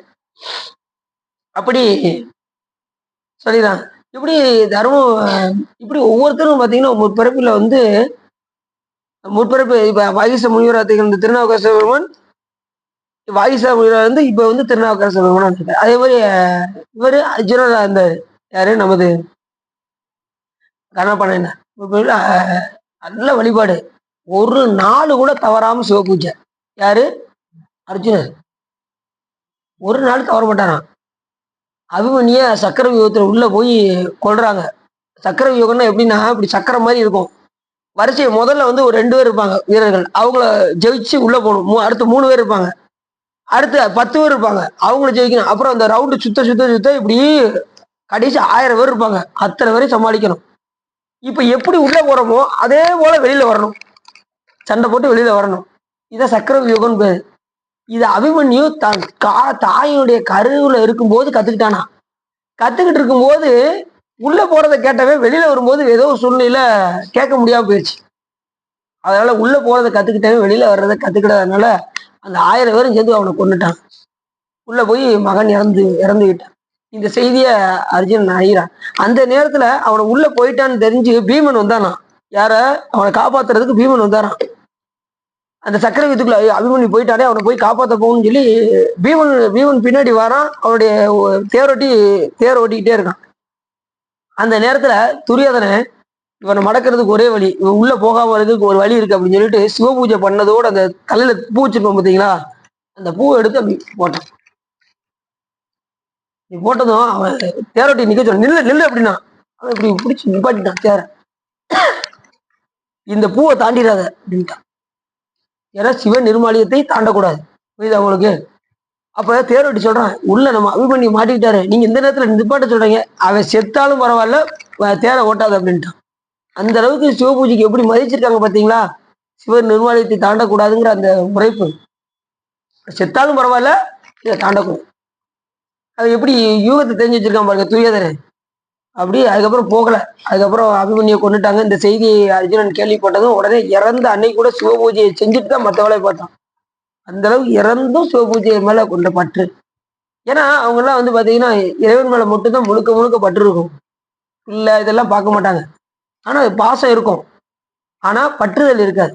எண்ணம் முழுவதும் இறைவன்கிட்ட மட்டுமே இருக்கும். அந்த அளவுக்கு சாமி மேல பற்று அர்ஜுனனுக்கு. ஊசி நுனியில இருந்து தவம் செஞ்சான், அந்த அளவுக்கு சாமி மேல பற்று. அந்த பாசுபத அஸ்திரம் வாங்கும்போது சாமி சொன்னாரு, எப்பா நீ எதுக்காக வந்திருக்க அப்படின்னாரு. பாசுபத அஸ்திரம் வாங்க வந்திருக்கேன், அதை இந்த பிறவில வாங்கிக்கோ, உனக்கு மோட்சத்தை வந்து நான் மறுபிறவியில் தருகின்றேன் அப்படின்னு சிவபெருமான் சொல்ல, மறுபிறவில கண்ணப்ப நாயனாரை பிறக்க வச்சு 6 நாள்ல மோட்சத்தை கொடுத்தாரு. சாமி ஒண்ணு சொன்னாரா அதை கண்டிப்பா என்ன செஞ்சிருவாரு, செஞ்சிரு. எதையுமே வச்சிருந்தா திருப்பி கொடுத்துருவாரு. சிவருமன் நம்மகிட்ட இருந்து ஏதாவது ஒன்று வாங்கிட்டாருன்னு வச்சுக்கோங்க, கண்டிப்பா திருப்பி கொடுத்துரு. அப்படிதான் அந்த தாரகாவனத்து முனிவருடைய மனைவி தர்ம பத்தினிகள் எல்லாம் சிவபெருமான் அழகை கண்டு பின்னாடி ஓடி வந்தாங்க. அத்தனை பேருக்கு கையை இப்படி பிடிச்சாரு சிவபெருமான், அப்படி மொத்த வலையில உருவிட்டாரு. அத்தனை பேருடைய வலையில உருவிட்டாரு. எல்லாரும் என் வளையலு அப்படின்னாங்களா, உங்களுக்கு அடுத்த முறையில தாரு அப்படின்னாரா.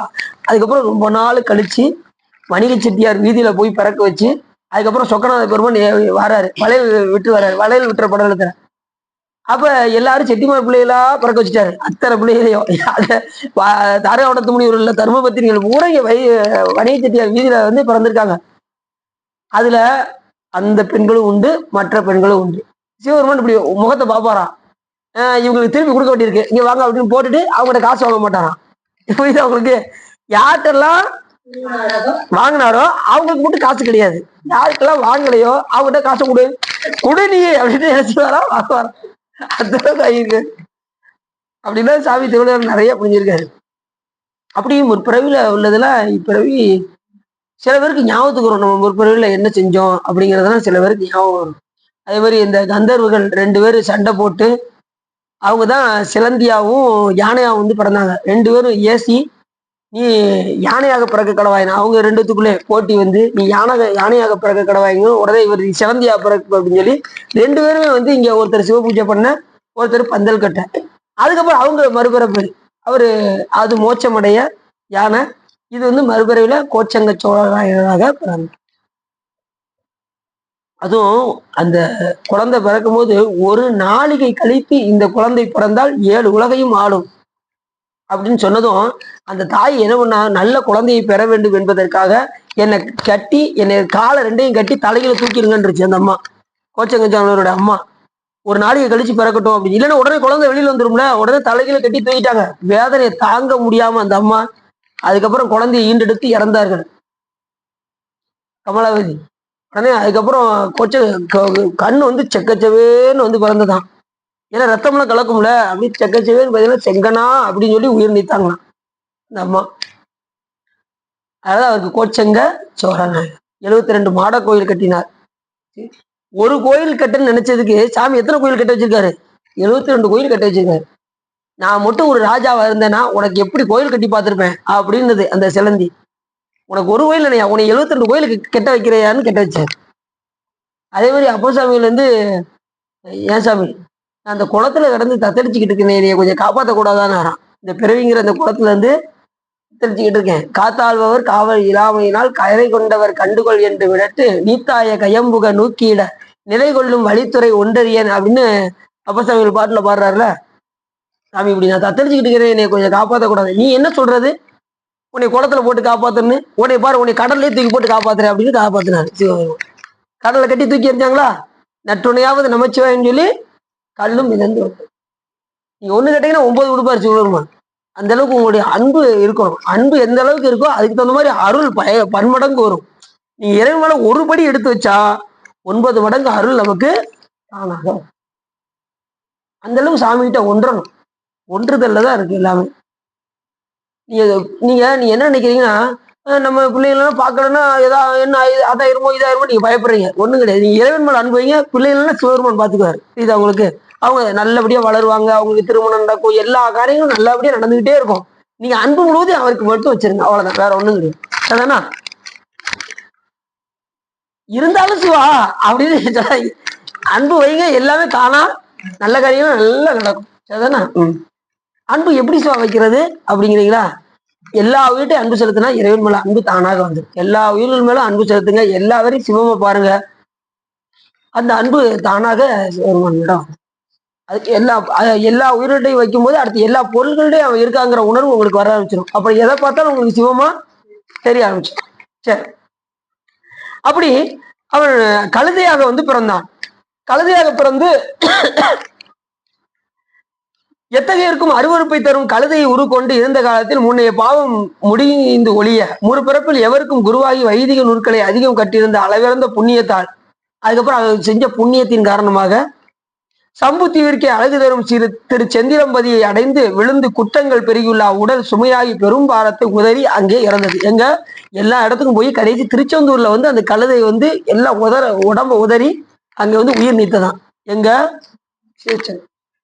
அப்படி இருந்ததுனால திருச்செந்தில்பதியின் உயிர் உடலை விட்டு புறப்பட்ட உயர்வால் சிறந்த ஞானமனமான கந்த பரமன் கண்ணருளால் சிவஞான உணர்வு எய்தி அப்படி அங்க திருச்செந்தூர்ல இறந்தா கூட எவ்வளவு சிறப்பு பாருங்க.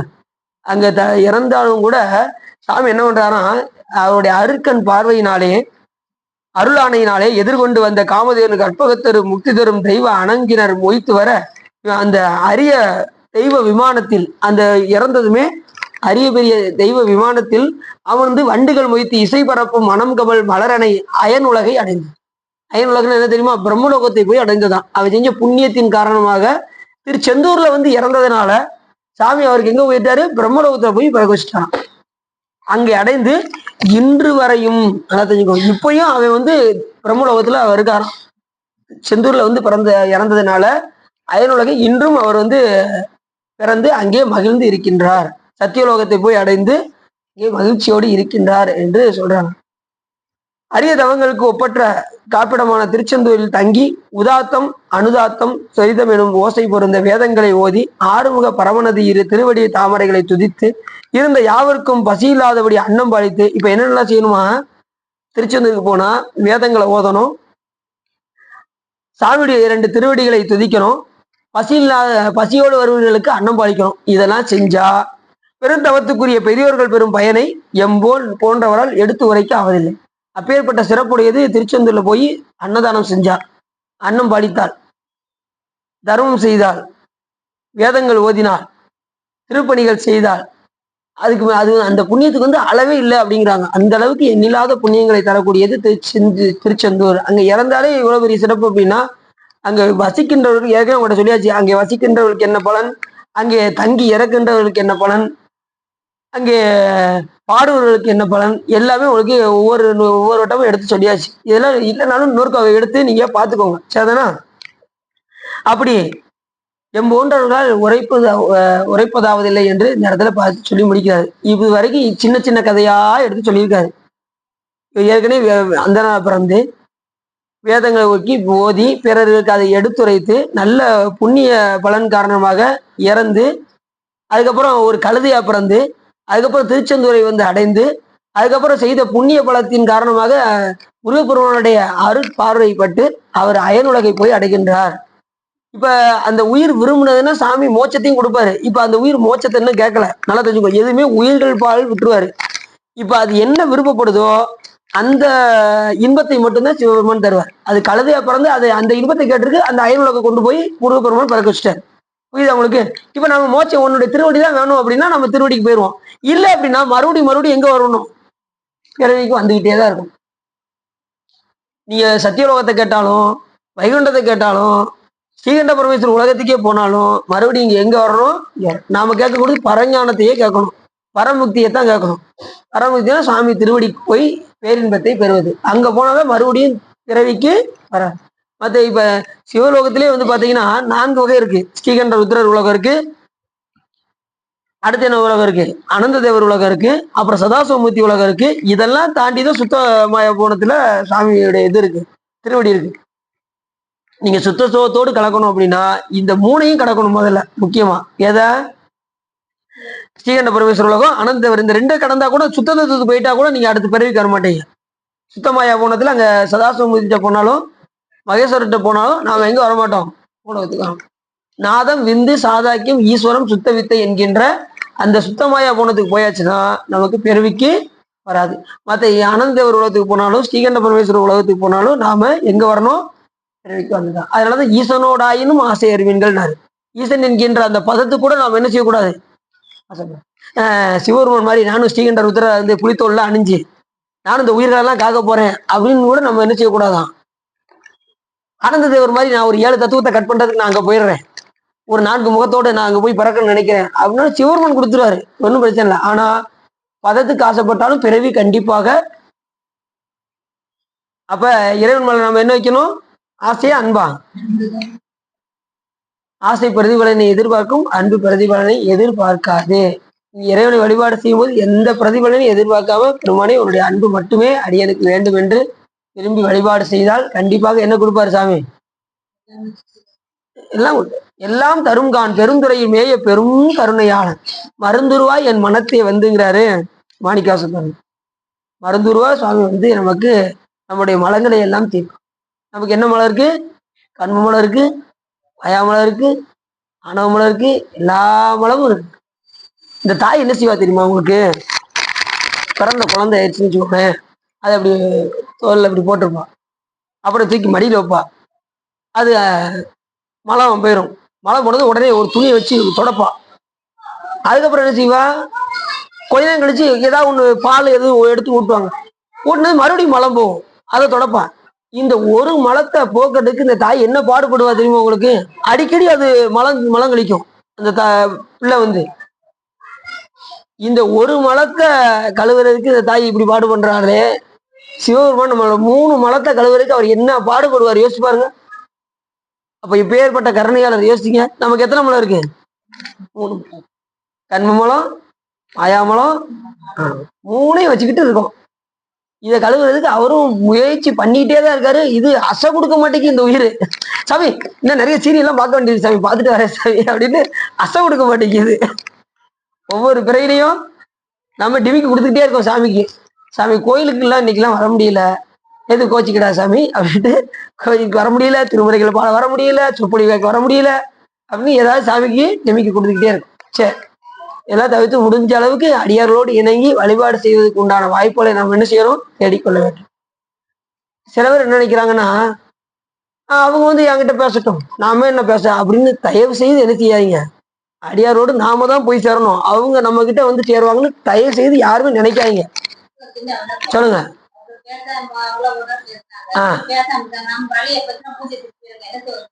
அப்படி சொன்னா நீங்க ஒண்ணு, அதாவது ஒதுங்கிக்கோங்க. அவங்க பேசுற, அதாவது உங்களை அவங்க வேண்டாம்னு ஒதுக்குறாங்கன்னா நீங்க உங்க வாட்டி உங்க வேலையை பாருங்க. ஆனா நீங்க என்ன செய்யக்கூடாதுன்னா, அவங்கள பத்தி 4 பேர்த்து எடுத்து எதுவும் சொல்லக்கூடாது. அவ்வளவுதான், வேற ஒண்ணும் கிடையாது. ஒருத்தவங்க பிடிக்கலன்னா ஒதுக்கிடலாம், தப்பு கிடையாது. ஆனா அவங்கள பத்தி நீங்க என்ன செய்யக்கூடாது? இல்லாத பொருளாது அவங்கள பத்தி சொல்லக்கூடாது. சரி, நிறைய பேர் என்ன செய்யணும், ஒரு ஆள் பிடிக்கலன்னா அவங்கள பத்தி இல்லாத பொருளாது இன்னொரு ஆள்கிட்ட சொல்றாங்க. அப்படி சொல்லக்கூடாது, அது குற்றம். பிடிக்கலன்னா ஒதுங்கிட, தப்பு இல்லை. ஆனா அவங்கள பத்தி எதை செய்யக்கூடாது? நான் நல்ல பழகி பார்த்துட்டேன், இங்க பாரு அவகிட்ட நீ போய் பேசினன்னு வச்சுக்கோ அப்படின்னு வச்சுக்கோங்க, அவ்வளவுதான். உங்களுக்கு மைனஸ் ஆயிடுவீங்க, அவங்க பிளஸ் ஆயிடுவாங்க. அவங்கள பத்தி கோல் சொல்லி அவங்க உயர்ந்துவாங்க, நீங்க தாழ்ந்துருவீங்க. அதனால அப்படிலாம் இருக்கக்கூடாது. சரிதானா? முடிஞ்ச அளவுக்கு யாரையும் குற்றம் குறை பார்க்காம மற்றவருடைய நிறைகளை மட்டுமே பாருங்க, குறைகளை தவிர்த்துருங்க. அடியார்களாகிய நாம முடிஞ்ச அளவுக்கு என்ன செய்யணும்? உயர்வான எண்ணங்களும் செயல்களும் மட்டுமே நமக்கு இருக்க வேண்டும். அடுத்தவங்களை பத்தி தாழ்வாங்க சார். இந்த உலகத்துல நீங்க அடுத்தவங்க குற்றத்தை பார்த்தீங்கன்னா நம்ம கடை தர முடியாது. அதனால செத்தாரை போல கரெக்டா சொல்றாங்க பார்த்தீங்கன்னா, சொற்பொழி எப்படி ஆர்வமா கேட்காங்க பாருங்க. இந்த உலகத்துல செத்தாரை போலதான் தெரியணும். யாரு சொன்னாலும் காதலே கேட்கக்கூடாது. நம்ம என்ன முழுவதும் சாமிகிட்ட மட்டும்தான் இருக்கணும். ஒவ்வொரு வட்டமும் ஏதாவது கரெக்டா இந்த பாயிண்ட கரெக்டா சொல்றாங்க பார்த்தீங்களா, தொடர்ந்து கேட்கறதுனால. சரி, இந்த உலகத்துல செத்தாரை போல பட்டத்தை நல்லா உணர்ந்துட்டாரு. இப்படி கையை வச்சு படுத்திருந்தாலும் அந்த குறை சொல்றாங்க, அதை எடுத்துட்டு வச்சாலும் படுத்திருந்தாங்க. அதை பார்த்தாரு, நீ இந்த உலகத்தை எதையுமே கேட்கக்கூடாது, இப்படியே தெரியணும் அப்படின்ட்டாரு. இந்த பிணம் எப்படி இருக்குன்னா இப்படியே தான் கிடக்கும். அதே மாதிரி நம்ம வேற யார் சொல்றதையும் கேட்காம சிவத்தை மட்டுமே சிந்திச்சுக்கிட்டே இருக்கும். புரியுதா உங்களுக்கு? சார் முயற்சி பண்ணணும்.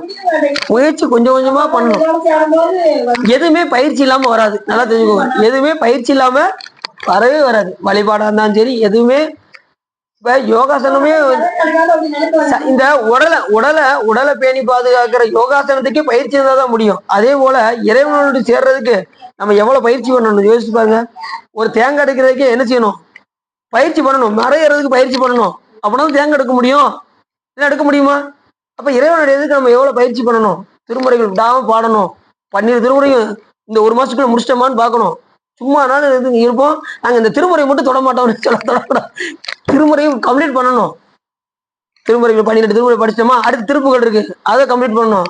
அது முடிச்சாச்சா கந்தர் அலங்காரம் இருக்கு, கந்தர் அனுபூதி இருக்கு, எத்தனை நூல்கள் இருக்கு, நமக்கு நூல்கள் பல இருக்கு. அதெல்லாம் வச்சுக்கிட்டு நம்ம என்ன செய்யறோம்? இந்திய தொலைக்காட்சிகளில் முதல் முறையாக அங்க போய் உட்காந்துக்கிட்டு இருக்கோம். அதை விட்டுட்டு அளவுக்கு நிறைய சிவபுண்ணியங்கள் செஞ்சுக்கிட்டே இருக்கணும். சிவபுண்ணியங்கள் நிறைய செய்ய ஆரம்பிச்சாச்சுன்னா சிவபெருமானே வந்துருவாரு. புரியுதா உங்களுக்கு? உங்க எந்த ரூபத்துலனாலும் உங்களை வந்து ஆட்கொள்வதற்கு சாமி வந்துரு. சிவபெருமான் வந்து அப்படியே புளித்தோல்லாம் அணிஞ்சுக்கிட்டு அப்படி உருவம் நினைக்கிறீங்களா? மனித உருவத்துலதான் வருவார். அவர் எடுத்துக்கொள்ளக்கூடிய உருவம் எதுனா மானுட சட்டை. மானுட சட்டை தாங்கி வந்து எப்படினாலும் வருவார் சாமி. நீங்க தயாரா இருக்கணும். புரிஞ்சுச்சா? புரிஞ்சுச்சா? இப்பதாங்க ஏதோ புரியுற மாதிரியே தெரியுதுங்க. இருந்தாலும் புரிஞ்சுக்கிறோம் அப்படிங்கிறது புரியுது. சரி, இதுக்காக உள்ளம் நிறைந்து ஓகை சிறந்து இந்த திருச்செந்தூர் புராணத்தை நீங்கள் கேட்டதுனால் உங்களுடைய வாழ்வினை கரைந்து திருவள்ளுவர் உரையும் என்று சொல்லி திருப்புகழ் பாடி அடியின் உரையை நிறைய செய்து காலனார் வெங்கோடும் தூதர் வாசங்கோடு என் காளிநாதந்துடன் கொடு போக காதலார் மைந்தரும் ஆயராரும் சுடு காணமே பின்தொடர்ந்து அலராமும் சூளம் வாழ்தண்டு செஞ்சேவல் கோதண்டமும் சூடும் தோடும் தடம் திருமார்பும் தூயதால் தண்டையும் காண ஆர்வம் செய்யும் தோகை மேல் கொண்டு முன் பரவேணும் ஆலகாலம் பரன் பாலதாக அஞ்சிடும் தேவர் வாழன்று கந்து அமுதியும் ஆரவாரம் செய்யும் வேலை மேல் கண் வளர்ந்து ஆதிமாயன் தன்னன் மருகோனே சாலிசேர் சங்கீனம் வாவி சூழ் பங்கயம் சாரலார் செந்தீலம் பதிவாழ்வே தாவி சூரஞ்சிவும் சாய வேகம் பெரும் தாரைவேல் உந்திடும் பெருமாளே தாரைவேல் உந்திடும் பெருமாளே கைலாயபுரம்பலில் விஞ்ஞான போத நெறி காட்டும் என்னை பயில்வாய் வேகண்டான் தந்ததிக்கு ஒரு விஞ்ஞான பானுவாகி உயிராரும் பொழில் திருவாவூர் தெரிவாள் ஒரு நமச்சிவாய தேவன் சைலாதி மரபடையோன் திருமரபு நீடோடி தலக மாதோ பான்முகில் வளாதிவிக மணிவளம் துறக்க மன்னன் கோன்முறை அரசு செய்க குறைவில்லாத இருளாக நான்முறை அரங்கள் உங்க நற்றமும் வெள்ளிமல்க மேன்மைகள் சைவ நீதி விளங்குக உலகமெல்லாம் பையம் நீடுக மாமலை மண்ணுகவே விரும்பிய அன்பர் விளங்குக சைவ நன்னறிதான் தலை தொங்குக தெய்வன் திருநீர் சிறக்கவே ஆறு தடந்தோல் வாழ்க அறுமுகமாக வெப்பை குருதி தெய்வர் வாழ்க குக்குடம் வாழ்க செவ்வே எரி மஞ்சை வாழ்க யானை அடங்கும் வாழ்க மாறில்லா வள்ளி வாழ்க வாழ்க சீர் அடியாரெல்லாம் வாழ்க சீர் அடியாரெல்லாம் வாழ்க சீர் அடியாரெல்லாம் பார்வதி பதையே தென்னாடுடைய இதுவனையே போற்றி வெற்றிவே உங்களுக்கு திருச்சிற்றம்பலம் தில்லையம்பலம் பொன்னம்பலம் அருணாச்சலம் ஏகாம்பரம் அரகரன்னு கண்ணீர் இருக்கணும். அரகர மகாதேவனுக்கு சத்தம் போட்டு சொல்லணுமா, கையில இது கேட்கணுமா. ஏன்னா அரகர என்ன அரிய தொண்டில்லை, அரகர என்ன அருகிலர் மாந்தார், அரகர என்ன அமரரும் ஆவர், அரகர என்ன அரும் பிறப்பன்றாங்க. அரகரன்னு சொன்னா பிறப்பை எடுத்துட்டு வரான் சிவபெருமான். அதனால அரகர மகாதேவா. ஓ, நீங்க கட் பண்ணலையா?